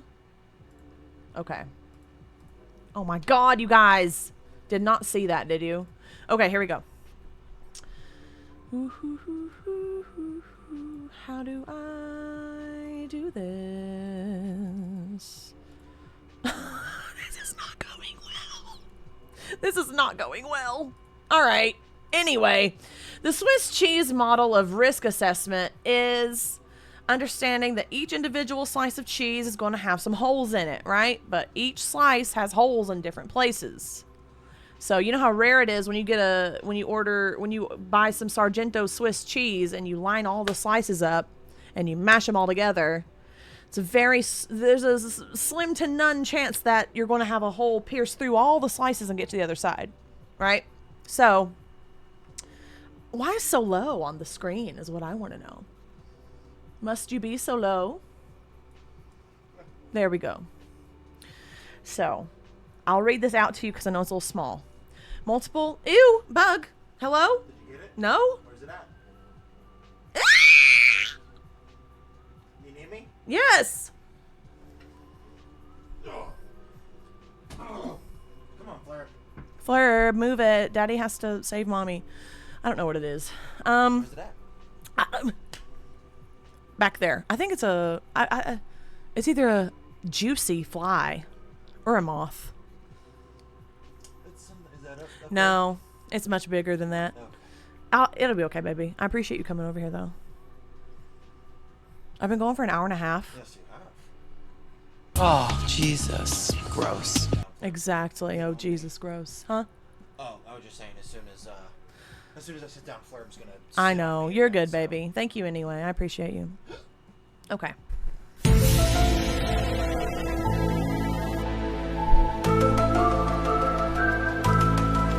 Okay, anyway. Swiss cheese model. Multiple layers improve success. The Swiss cheese respiratory pandemic defense. Wow, I didn't know it had a title. Recognizes that no single intervention is perfect at preventing the spread of coronavirus. Each intervention layer has holes, right? So you got one slice here, personal responsibilities, physical distance, stay home if sick. Then you've got another layer of protection, which are the masks, right? Then you've got hand hygiene and covering your mouth when you cough and sneeze. I'm going to say that again for the folks out in the world who need to hear that again. Coughing and sneezing etiquette. How did we go from achoo, excuse me, to in public? Taylor Swift coughing. Taylor Swift toddler coughing all over everyone. Have any of you noticed that? Just me? Okay.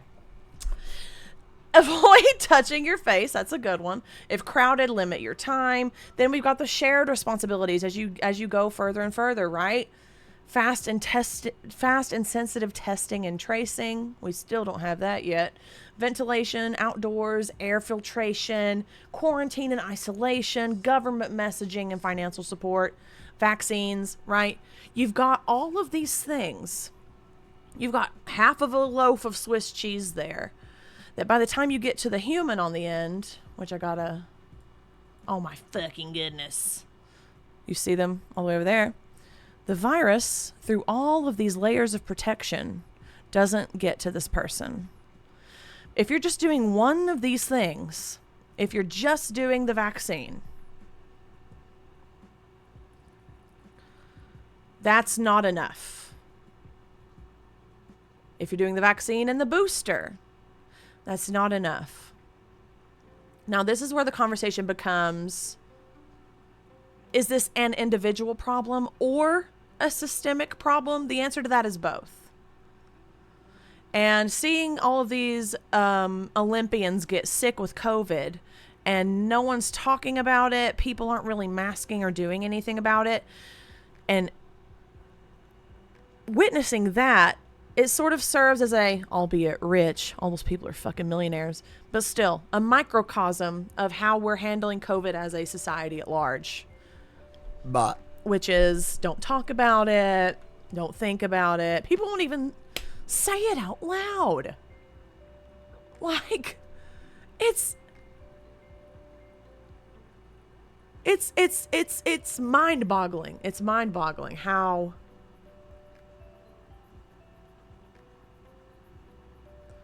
I don't know. Is it as simple as if I don't say it, it doesn't exist to some people? Maybe.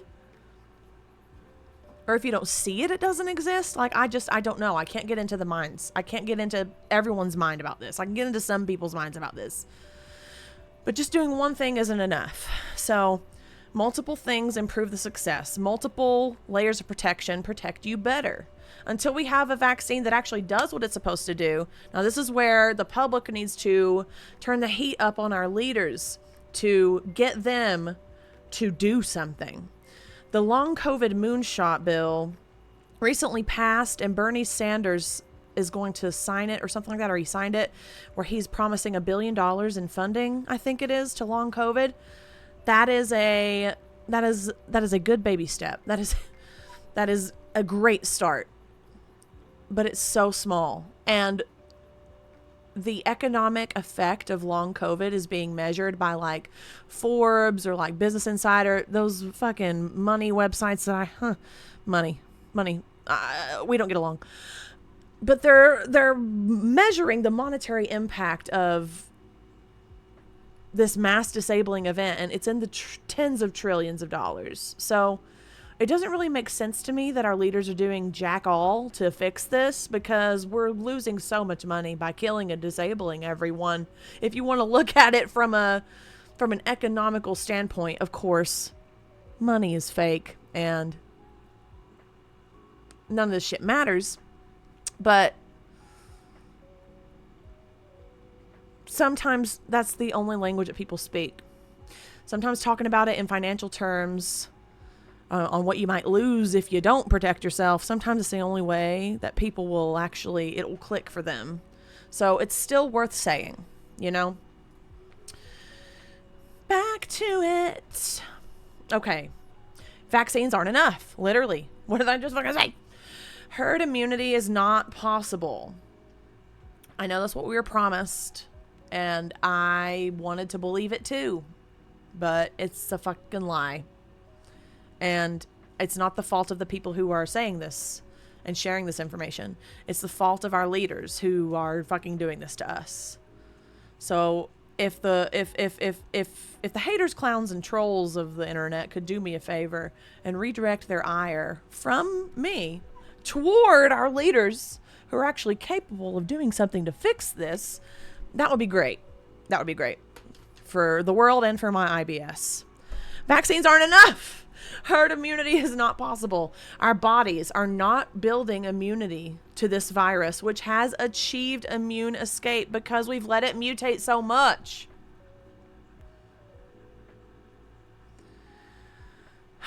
Sweeping shit under the rug is how a lot of families, a lot of dysfunctional families deal with shit. And apparently it's also how dysfunctional governments deal with shit. And the individuals who are impacted the most by these oppressive systems are always the ones who have to bear the brunt and the responsibility of educating everyone, and have to be the loudest about it, and have to feel like they're nagging their loved ones for talking about something so much. But it's because you're not giving a shit that I have to give a shit. You know what I mean? Like, it's very that. COVID is dysregulating immune systems. Current vaccines do not prevent transmission, death, or long COVID, and most people's vaccines are out of date. Even the most current vaccine that's out there, barring Novavax, I'm not talking about Novavax, even that vaccine, I think Julia, again, shared this information. It's only good for the variant that was peaking and surging in winter of 2022, beginning of 2023. Look at the calendar. We're almost in fall 2024. Think of all the variants that have been birthed since then. You know? Masks, N95s or KN95s work best, are our only protection from infection. I believe that there are better masks out there that I don't have. First of all, am disabled and am poor. I don't work publicly, so any money that I earn is from my content creation or my merch. If you want to peep that, it's at potatum.com up there in the address bar with the number 8. Or like this, I rely on community care and mutual aid and helpful loved ones and anything I could fucking do to stay alive and stay afloat. Like, I don't have access to all the fancy tests and all the fancy masks. And I was looking through some today to add to my tree, and I was literally screaming at my phone because these prices on these masks are astronomical, and they don't fucking have to be. And it's disgusting. And that's another thing that, you know, COVID is a workers' rights issue. It is a class issue. It is a race issue. It is a disability justice issue. All of it. Right. But what I do wear, I wear as diligently as I fucking can. And I'm using up all of my, my shittiest tier masks because I bought them because they were on sale and they were cute and they're fine and they work, but it could be better. But I want to get my hand on like a flow mask or like a P100 or one of those that look like that people wear when they're painting, like, you know, like I want a heavy duty fucking mask that will protect me for a longer period of time, because I want to, I don't know. I want to feel safer, I guess. You know? Yes. Flow mask. Shout out Flow mask. It should be free by now. Absolutely.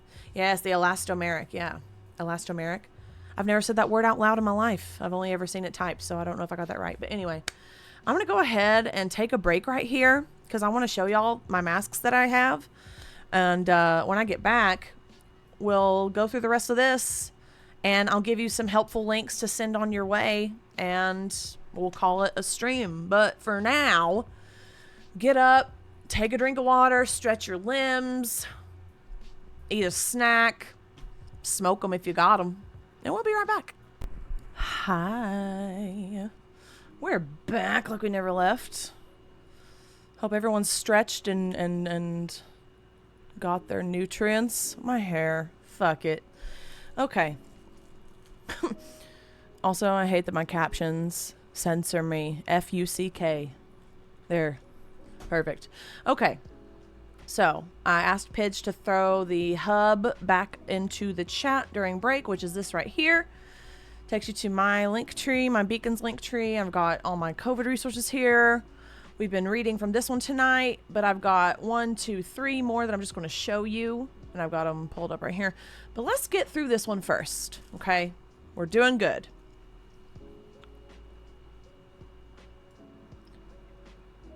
All right. What can we do? It is not too late to protect ourselves. Because COVID damage is cumulative, protecting yourself from reinfections is essential. There are many precautions all of us can take to stay safe. Wearing good masks or respirators, cleaning the air, and improving ventilation are key.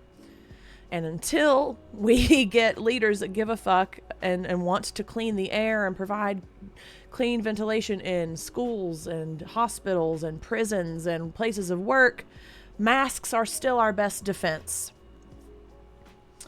Now, I've got some masks pulled up here that I will do a little show and tell for you.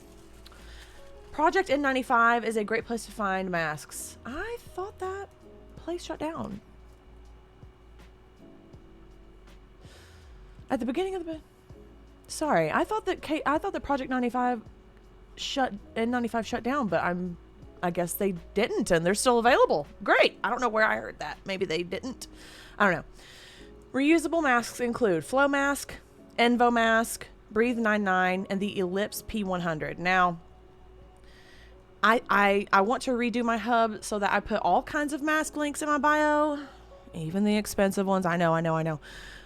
But I want there to be options for people regardless. But I want to like autistically categorize them by type and price point and efficacy. You know what I mean? So we're getting there. I don't want to peddle the expensive ass $300 fucking masks, but let's go back to the big screen. I'll just show you what I wear in my day-to-day. Like I said, I don't work publicly. I'm not in public for hours and hours and hours at a time. I exist in public. I run errands. I do my essential public things. But like, I want to have masks that better protect me for longer periods of time. But all of that said, I wear KN95s almost everywhere. And I've got these really cute little flowery ones that come individually wrapped, and there's 6 different kinds. And they're super fucking cute. And I think I got these. These are a 60 pack, and these are also available in my hub. And I'm not sponsored by any of this, by the way. Any of these masks that I wear, any of these links that I send you, I'm not sponsored in any way, shape, or form. I'm just sharing what I've learned, right? But I've got the KN95 assortment pack in my hub via Amazon. Now, when you go to buy masks on Amazon, you have to be careful because a lot of them are counterfeit. And I myself try to vet as to the best of my ability. Of course, I am but one person, and I hope that I don't get it wrong and get a counterfeit mask or recommend a counterfeit mask.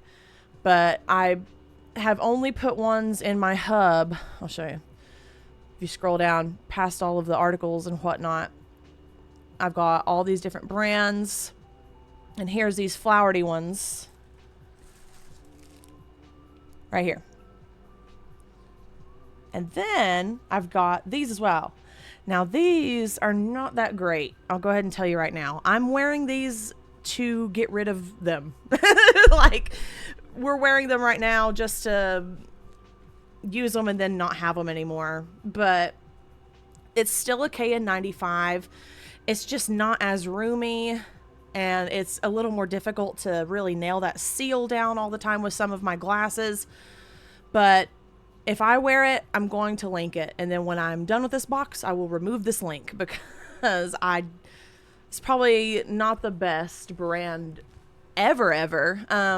But yeah, to eliminate the seal, or to eliminate the fog if you're a glasses wearer, and to create a good seal, you take the metal piece and you extend it flat, right? Now this doesn't work for every single face, and different masks fit different faces better, but this will give you the best results on these particular masks.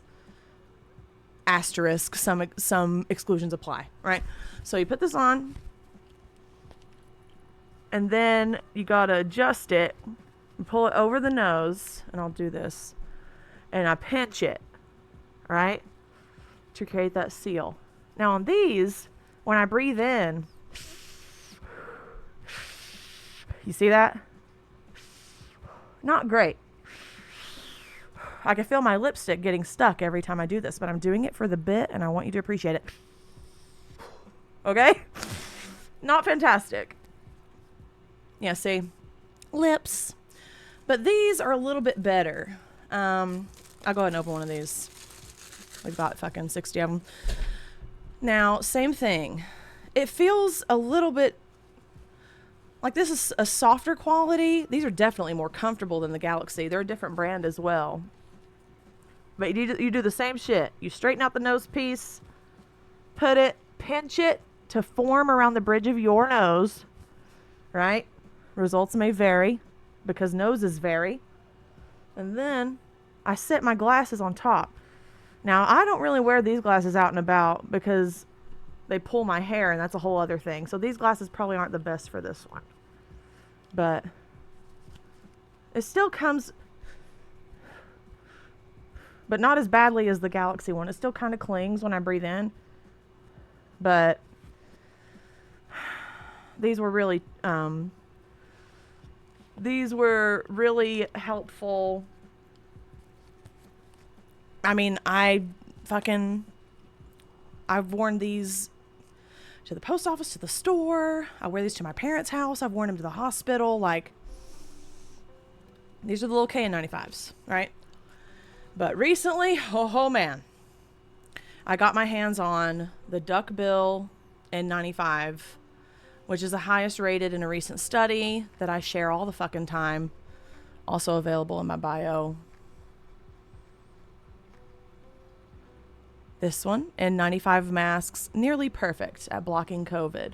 And this article and this study, linked here, tells you that the duckbill N95 was the highest effective mask out of that particular study. So, I'll show you how to put this one on. Now, this might not be a good idea because I've got hair things happening. But this one's a thing that goes on your head. So it's got two straps. Okay. Now, the box tells you how to do it one way, and I kind of struggled with that way, but I'm going to try it anyway to see if I have better luck. Maybe it was just a me problem. But I can't believe that I'm struggle busting on stream. I'm trying to get it over my accessories. Okay. Got it down there. Got that nose piece up here. So I know I'm doing this wrong, and this is going to be clipped and laughed at. I do not care. Okay. You can also put it on one strap at a time when you don't have a head full of accessories on and earrings that are clinging to the strap, but you fucking get it, right? And you can adjust them. You can wear them around your neck. You can put them higher up. You can put them behind your ear. And this one, holy shit. The difference is astronomical. Like the room inside, I'm breathing all the way in. I'm trying to like suck a milkshake through a straw to show you that it will not cling to your face. This strap is fucked. I don't care. And also, this seal, she's tight, baby. There's no fog getting through here. And I feel safe as fuck. I wore this to surgery. I ordered these. Now, my ear's all fucked up. I wore this during surgery. Not during, but to and after. And I never felt safer, honestly. So, I'm going to leave it there. All right. Now it just looks like I'm wearing a choker. Fashion. Okay, moving back.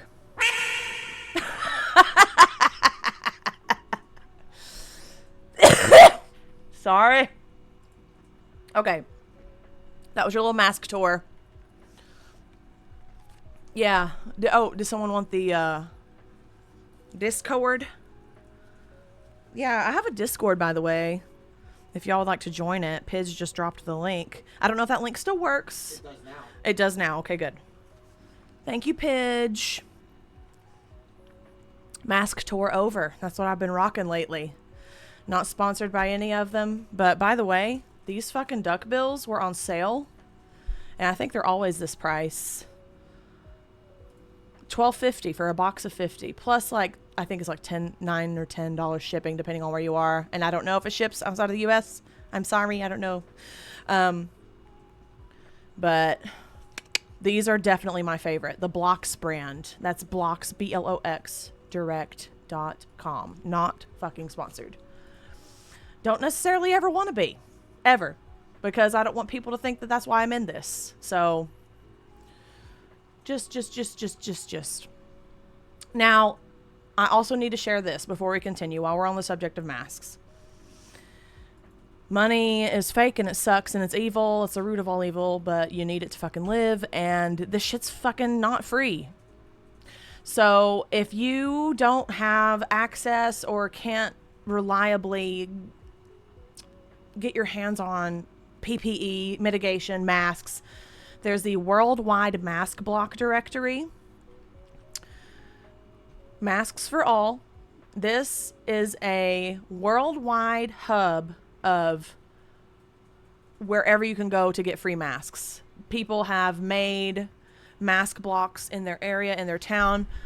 Without doxing myself, my area doesn't have shit. This map, I'll say it. Like, the closest thing in my area is like 100 miles away. I live in the sticks in fucking Appalachia. Well, not the sticks, but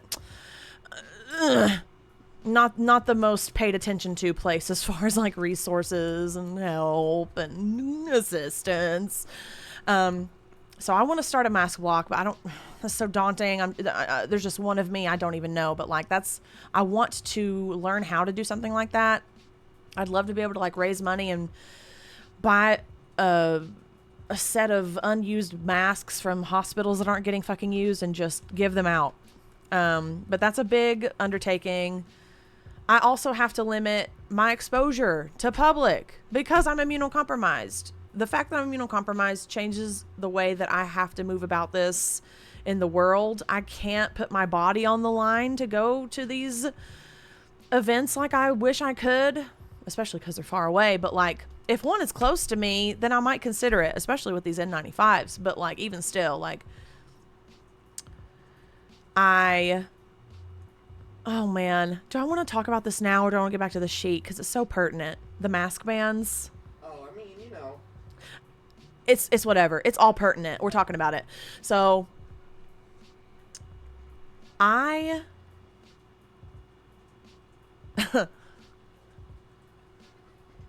anger, it's bubbling up. I'm getting the Elizabethan collar of anger bubbles. So, like I said, now, okay, we're entering, this is precarious territory. All right, and we're jumping back and forth on the screens. I'm trying to get my words right here. This is very fucking important.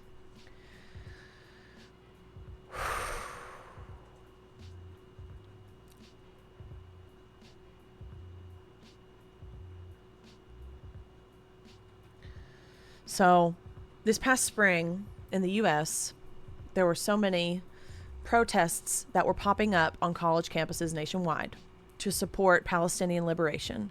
Free Palestine. Free Sudan, free the Congo, free Tigray, free Haiti, free Hawaii, free all of them. Free everyone that needs to be free. I'll say it every time.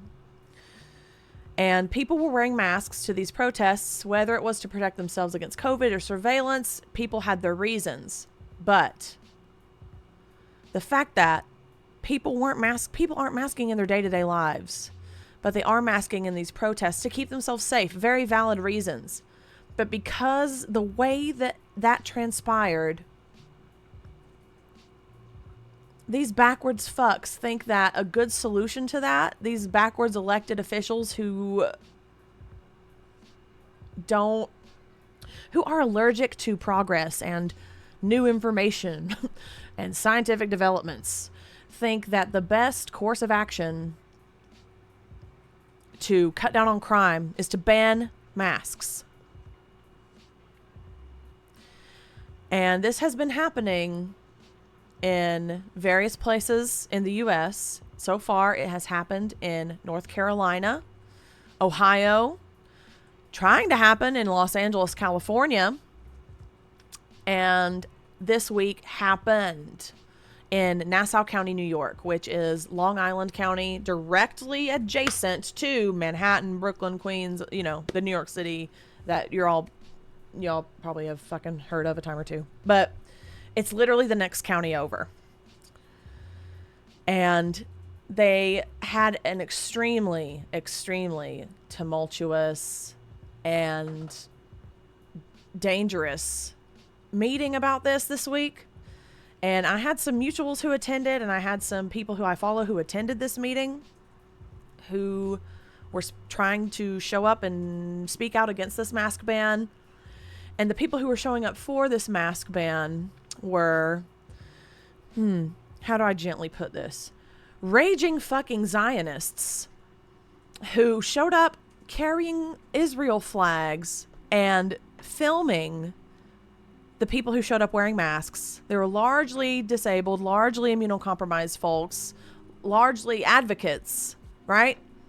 And they were getting taunted, heckled, harassed, threatened, screamed at. There were people at this meeting who were arrested with felony charges of drummed up shit that didn't even happen. And the mask ban got passed. Now,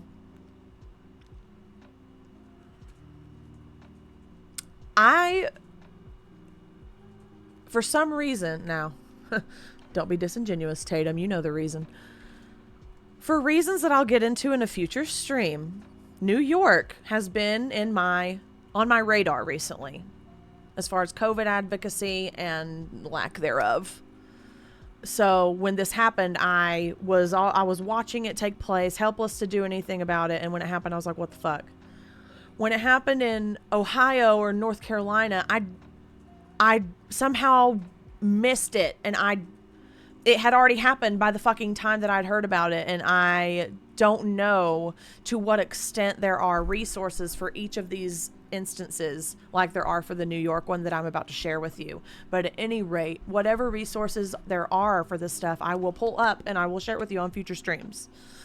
But talking about Nassau County right now. So they have an entire action toolkit. Again, this is in my hub. One of the top links. Stop New York mask bans. This is the action toolkit via COVID Advocacy New York. They've got an entire fucking toolkit here for the state of New York. Gives you the background, gives you the names of the officials and their contact information, the date, what's in the bill. It gives you absolutely everything. We've got an urgent county button, or urgent action button for Nassau County here. We've got backgrounds and actions of who you can call, who you can talk to. If you live in New York, please, and you have the spoons, the ability, and the time, and the ants in your pants that make you want to dance, do this shit, please. Because I have also been emailing officials this year about this. I need to do that with this. It's been a hell of a week. But help with this, Please. You don't even have to live in the fucking country. These people need to know that this is fascist as fuck, that disabled people and immunocompromised and high-risk people have the right to exist in public and to protest in public safely, and that everyone has the right to protect themselves during an ongoing airborne pandemic that no one else is doing fuck all about. And these people need to hear that from you, so do it.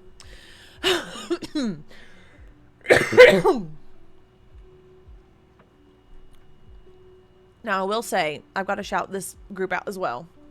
Jews for Mask Rights, because like I said, the people that showed up for the mask ban were raging fucking Zionists, but there is a group of Jewish people who I'm going to assume, because I did a little bit of research, and a lot of my leftist comrades, I guess, for lack of a better term, follow this page. So I'm going to assume that they're also not raging Zionists, because being Jewish and being a Zionist are two different things. You don't have to be Jewish to be a Zionist. You get the gist, right?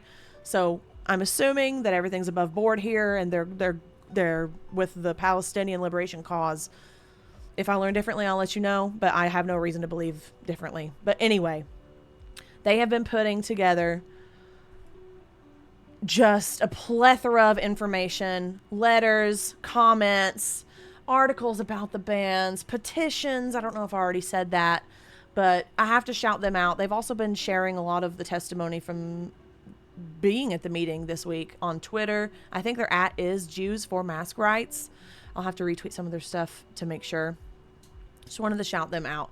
But any resources I find about Ohio mask bans, North Carolina mask bans, or the California mask bans, I will also share with you.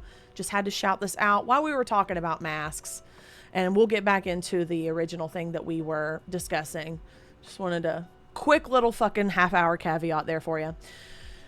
Nasal sprays and CPC mouthwash. I myself don't use these, but I know that I should. Again, these cost money. Money that I would, I gotta pay bills and I gotta eat. I'm doing my best. I highly recommend nasal sprays and the mouthwash if you have to be in public a lot, if you work around sick people or children or any fucking body, really, for 40 hours a week, even part-time. If you live in a shared living space with people who aren't doing anything to protect themselves or you, and you have the access to this stuff, again, this should all be fucking free. I'm sorry. If I could click my heels and fix the world, I'd have done it. But if you can get your hands on this stuff, please use it. I want to get my hands on so much of this stuff. Again, money that I don't have. Clean the air. Wait, I didn't read this one. COVID attaches itself to ACE, I guess that's ACE, you can say ACE receptors, which exist throughout your body, including in your mouth and nose. Many nasal sprays have been shown to reduce transmission or reduce the severity of COVID infections, such as, and it's got the ones here, Nasotrol, Salinex, Agovirax, whoa, these words are kicking my ass, Betadine Cold Defense, and Tafix. And the CPC mouthwash has also been found to be effective at reducing the infectivity of COVID. I've heard of a lot of people who are immunocompromised who have to go to the dentist using this beforehand, and it helps protect them. I had to have my wisdom teeth removed in 2021, and that experience was so traumatizing that I still haven't fully processed it. Long story short, I was supposed to be under twilight sedation. The surgeon didn't look at that page, and I was completely awake for the whole thing. But they were wearing masks.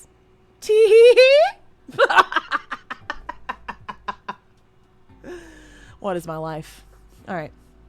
Clean the air. HEPA filtration. HEPA filters. Remove part... You're telling me, Bean. Oh my fucking God. Yeah. I think I've told this story before, but it was awful. HEPA filters remove particles in the air, including respiratory particles containing viruses. I have one upstairs in my bedroom because last summer the wildfires made their way from Canada all the way down to southern Appalachia and fucked me up. And I have asthma now. But I love my air purifier. I need to use it more. I don't use it enough. I'm also wary about taking my air purifier into other places and then bringing it back into my home. I feel like if I'm going to travel with an air purifier, it needs to be my travel purifier.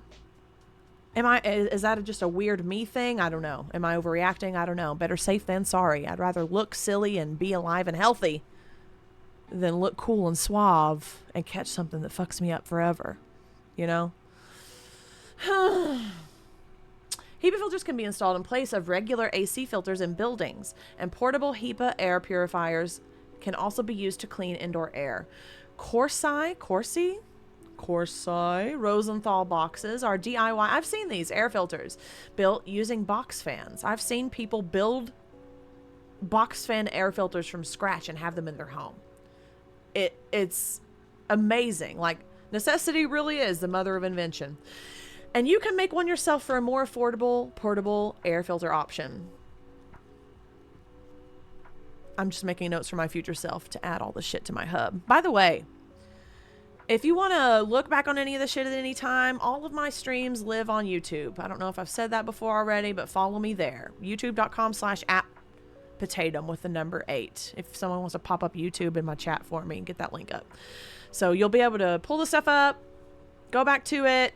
It's all available in my hub. You can look at it at your leisure, send it to whoever. Got it. Okay. Monitor indoor CO2 levels. Thank you, Bean. Yes, that's the one. Indoor CO2 levels give us an idea of how well ventilated a given space is. Higher CO2 concentrations are bad for our health. CO2 monitors like the Aranet 4, which I have on my wall because they fucking sent me one for free, which is, They reached out to me last fall and was like, hey, we see what you're doing talking about COVID. Would you like an Aranet 4? And I looked up the price and it had 3 digits. And I was like, for free? Yeah, give me, please. Why the fuck would I say no? And it's changed the game because, of course, right now and in the summer months, the air ventilation here is poorer because we can't open the windows until it cools off. But when the CO2 gets to a weird level, I can feel the pressure change in my head. And if I have a headache and I don't know why, and I look at the CO2, it's almost always the CO2 that needs to be changed. Now, I'm not going to say, all you need to do is get a fucking $200 Aranet 4. Like, I'm not telling you to go out and buy one of these. It's by a miracle of the Twitter gods that they even saw my shit and wanted to send me one. So I'm a lucky outlier. I'm just saying that businesses and government officials need to focus on these 3 fucking things. A sterilizing vaccine that completely eliminates transmission of COVID. Like a miracle vaccine that everyone thinks it is. I guess 2 things, clean air, whatever. And clean air filters and ventilation in workplaces, public spaces, schools, hospitals, doctors' offices, prisons, everywhere. And part of good ventilation means good CO2 levels. Your CO2 level needs to stay 1,000 or below. This one on the sample reads 683, which is really good. But any CO2 levels that happen above 1,000, it ups the percent of chance that you're going to breathe in someone else's air. And bitch, I've seen people take these little monitors, they're about this big, into public places just to see. Like, with the filtration and the CO2, I would want to have a model I take out into the world and a model I keep in my home so that the germs aren't, that I'm not bringing anything into my house. But people take these things to like farmers markets or the theater or an indoor concert space that you would think would have good ventilation because it has a high ceiling or maybe the window's open and it's 4 digits in there. Sometimes it's over 2,000. The highest rating I've ever seen, I believe, was like 3,500 or 3,700, which is, how are people walking around at that point? When it gets to 1,600, I start getting a headache. Like, But anyway, CO2 monitor. Okay. blah, blah, blah. Higher CO2 levels in occupied spaces also go hand in hand with higher concentrations of respiratory articles in shared air. Like I said, poor ventilation means you have a higher chance of rebreathing other people's air. Investing in CO2 monitors can help us advocate for cleaner air by highlighting air quality problems. Like I said. All right. How to test correctly. Why is this like this? Hold on, guys. I'm fixing something here. Oh, this was all messed up. Guys, why are we fighting and hissing over there? I know Daddy left the room for 60 seconds and Mommy's doing a thing, but why? Oh, now it's even fucking smaller. Okay. Boom. Learn how to test correctly. Now for this final bit, I'm not going to read all this. This is a 9-step process, okay? I've given you the link multiple times this evening. And this tells you how to collect a sample properly for a rapid antigen test that you fucking swab. It gives you options. Swabbing mouth and nose. Not trying to get gross on you. I'm just sharing information. If you want an even more accurate reading, I have seen people swabbing their poop. Because remember, wastewater data provides the most clear explanation. And COVID, it's in your shit.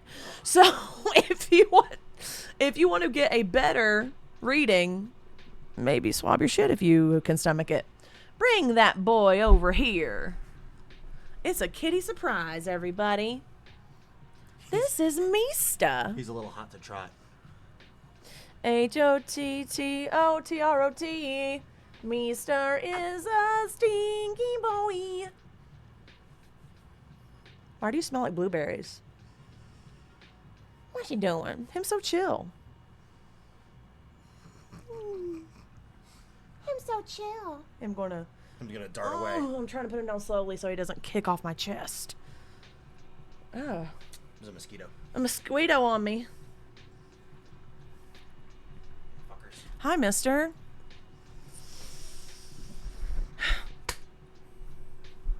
Mosquito. Oh, I see it. Okay. I fucked it up. I'm sorry. It's like I was about to grab it. Mid-air like a cool guy. Sorry. Yeah. All right. Sorry, Pidge. I know. I can't be cool. Guess you're not a cool guy anymore. Womp, womp, womp. I'm just kidding. Never was. You're cool as fuck. Oh. Okay, I've got to fix this. This display capture. It's not. There we fucking go. I'm like, where's the bottom of the image? It's been doing this all night. Like I'm not responsible for it. I'm fully just blaming the computer. I really am my parents. Okay. But at any rate, this is how to test correctly, and it also gives you very helpful links on the bottom here. peoplescdc.org, because the real CDC is bought and paid for by Delta Airlines. I've got the People's CDC here in my hub as well. Let's see what else we got. Jon Snow Project.org.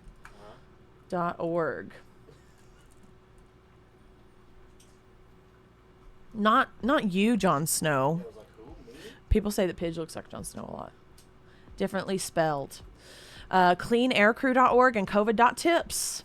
All right. So that's the one that we need to go away. Now, I want to share covid.tips with y'all because I told you I'd do it at the top of the stream. So here's this, and the scroll bar's fucking tiny. Can you see how tiny it is? This thing is huge. Huge. I'm not even at the halfway. I haven't even perused this yet. Like I opened this afternoon at maybe like, I don't know, 3:30. And I was like, oh my God, I need to set a whole fucking day aside to read this. So that's what I'm going to do this week.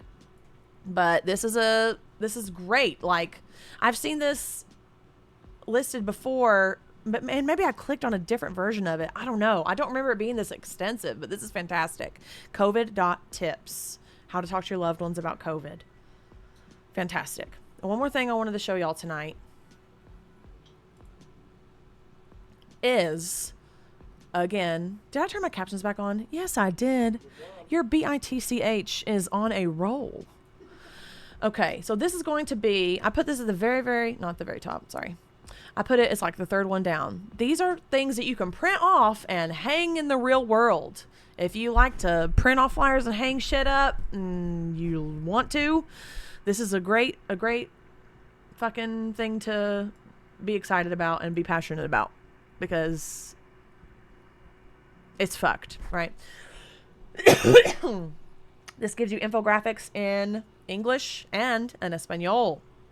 So you can open these up. They talk about why masks are important and that COVID is a mass disabling event, because it is. It's not just some snippy, catchy catchphrase that we're saying to frighten people. And by we, I mean me and anybody else that's paying attention. I'm not a fucking scientist. I'm not an immunologist. I'm not a virologist. You know what? Y'all don't even have to fucking listen to me. You don't. I truly am just some random bitch on the internet who wants y'all to know about this stuff.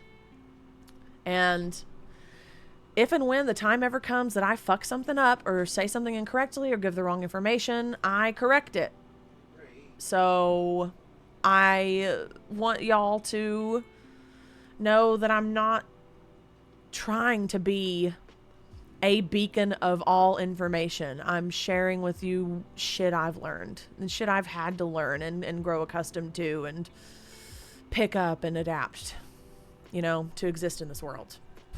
But I think that's all I wanted to cover tonight, because there's so much fucking shit. There's so much fucking shit. And there is, I will say, I'm not covering it, but I share this hub all the time. This is a searchable hub of over 400,000.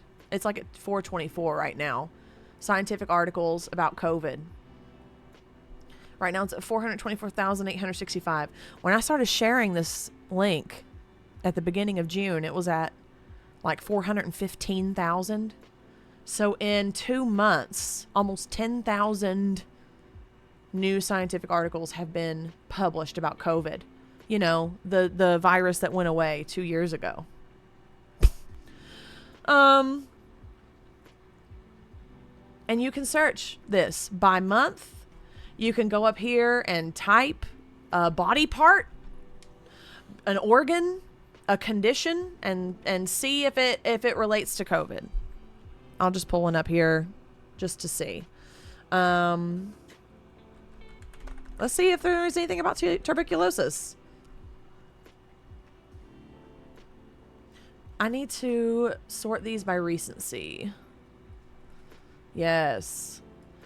It pulls up everything that mentions tuberculosis. Now, I'm going to say, this shit is heavy. It's scientific jargon. It's not easy to parse through. It's dry and... Oh, wow. Oh, my God. Yes. Yeah. It's really exciting stuff.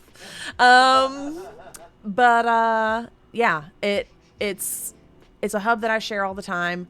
I don't share it to be facetious. I know it's a lot of information, but it's all there in one place and you can have it. I know, God, I keep switching back and forth. Who cares? One more thing I want to share with y'all tonight, and then I'm going to call it, okay? Now, this is a fun little resource called You Have to Live Your Life. And the person who made this is, I think his name is, yes, Chris is Great. I want to find this person and reach out to them and talk to them about this and find out how they fucking did it and how, if they update it often. Like, I want to pick the people's brains who make this shit. But anyway, I share this a lot. I share this a lot with people who say things like, well, are you just going to keep doing this forever? I mean, at some point you have to live your life, right? Well, funny you should say that.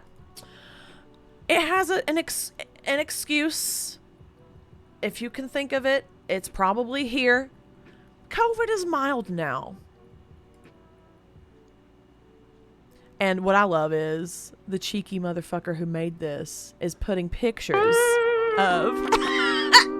Yes. This is Mandy Cohen, the director of the CDC. And the speech bubble is her saying this because it's very that. The bitch doesn't know how to put on a mask. They don't even know how to Photoshop one. Ha! Pidge is right. They don't even know how to fucking Photoshop one. If you remember, you remember. But anyway, this hub will pull up links to articles, studies, what have you, that disprove whatever thing you're clicking on here. So we have to live our lives. It's like the flu. I got it and I'm fine. We have to build immunity. Kids don't really get it, do they? What about the economy? And so on, right? There are a couple that I would love to have added onto here. Like, if I could think of one right now, I would, but my brain is kind of fried right now. This is the longest I've talked in one time and ever. But at any rate, you get the gist of the page. It's fucking excellent. Long COVID is not common or serious. I mean... What a brilliant fucking idea. Just chef's kiss. Round of honorary applause for... Oh, I clicked on his website to see content coming eventually. Love that. Okay. So, again, this is in the hub. You can find all of it here. I've got links to masks. Not sponsored by any of this shit. You can also find my other uploads. I also write on Medium when I need words to pour out of my fingers whenever I feel like it, not on a regular basis or anything. But you can find all kinds of cool shit on my hub. And most of it's the important shit up top. But, holy shit. We did it. I feel like that COVID Safety 101 sheet is the best 2-page, here's what it is, here are the overview facts, with short, digestible sentences that will at least have people, if not turning their nose up at it completely and saying, go fuck yourself, maybe they'll start asking questions. My hope is that, now, I understand, this is kind of how the world works. A lot of things have to be the person's idea. Like, they have to come to it on their own. Like, you can provide this information until you're blue in the face and share the link until it fucking doesn't work anymore, right? But if the person doesn't want to hear it, they don't want to fucking hear it. But unfortunately and tragically, people we're not conditioned to pay attention to this by design. So we're going about our lives like it's 2019. We're faking a normal that will never come back. And not on some doomerous shit. It's not going to come back in the current trajectory of things that we're on now. Like, our leaders are going to have to fucking do something, is what I'm trying to say. But anyway, they're eventually going to get tired of being sick all the time. And their kids getting sick and not getting better. And them being ill for months on end. And they're eventually going to start asking questions. I hope. That's what my hope is. I don't know, man. Some people's brains and minds aren't geared to be inquisitive like that, and that's not their fault. My brain itches, and my palms itch, and I lose sleep, and my stomach hurts if I don't know the why of something. I have to know. I have to. It chaps my hide. Something fierce, you know?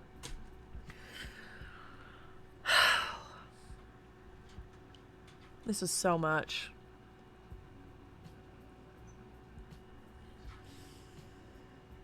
Just trying to think if there's anything else I wanted to cover. I think that might have been it for tonight.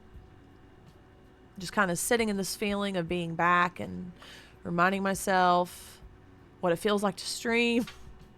Hey, I sat for 2.5 hours in this not comfortable chair and my body did not quit on me. Which means that I at least recovered from surgery well enough. I'm so glad. Y'all are so awesome. And I was telling Pidge during the break, I love the influx of new love and new folks that I've made connections with over these past few months that I didn't stream. And y'all are here tonight, or you're watching on the YouTube VOD. And if I missed your message in chat, like during live, which I miss them a lot, I always read them back when I'm watching the VOD, when I'm like editing it and stuff. So your comment will not go unread by me. So please don't let that affect how you interact with the chat. But that's all I'm going to cover tonight, y'all. I feel good. I didn't just rant and cry and scream and be angry for hours when talking about COVID. It's kind of new for me. I kind of settling into this more, well, here fucking is educational tone, which, hey, if that's what I'm settling into, that's the flavor that you're fucking getting, okay? But I didn't cry, and I'm proud of myself. Okay? But thank y'all so much for being here. Seriously and truly, y'all have made my night, my week. You came. I love that for you. I love you guys. And whether you're here from Twitter, from TikTok, I haven't used TikTok in a while. I'm going to get back to it. I have to work around it. Ew. It's where, okay, I'm going to say it. TikTok is where the most of my following is by a large margin. On Twitter, I've got about 30,000, rounding up to 30. I've got like 29 point whatever. And on TikTok, I've got like 67. But TikTok won't let me talk about COVID. And literally, I made a video on the first day of Disability Awareness Month back in April. And I had the audacity to talk about Disability Awareness Month and share very simple facts about COVID. And my video got taken down for misinformation. Now, am I just a loudly incorrect, flagrantly wrong bitch? Sometimes, but not in that instance. Because that video was pulling from scientific information, and I shared my sources, and that video exists problem-free on Twitter. So TikTok, I'm still trying to fucking work it out, okay? But next time I stream, I may talk about COVID. I may do something else entirely. I might play a game. I'm big into Fortnite lately. I'm level like fucking 200 and something on there. That's where I spend just this season alone. Yeah, my career level is almost 1,000. But at any rate, I'll be doing something on stream next week, hopefully. But this was a great welcome back stream. Y'all have made me feel so welcome, and that we had a fucking hype train too. And I feel so much better about talking about COVID. I was nervous about this, in my head about this all day. I can't be nervous about it anymore. If I'm scaring people away with this information, then so be it. I don't want to scare people. I want people to have the same information that I have. Move through the world in a way that protects them too. You know? Our leaders aren't going to. So we kind of have to, right? But whatever I've got down the pipeline for this channel, this pandemic coverage will be a part of it, because I'm sick of being silent and sitting on my hands and worrying about who I piss off. Bitch, this is my living room. I'm going to talk about it, damn it. And that's how I have to feel about it. So I can't thank y'all enough for joining me this evening. Lurkers, listeners, please shout me out. Please. I would love that. Shout me out. Shout me out. Lurkers, listeners, now and later, I hope you have a beautiful time zone wherever thou may art. I'll be back hopefully next week. And I'll let you know on Twitter. Follow me there. It's where I'm the most active right now. All my socials are potatum with the number 8. Twitter, TikTok, and YouTube. Okay, I'm leaving. Gotta wash my face and punch my butt cheeks back to life. Love you guys. I'll see you laters. Bye.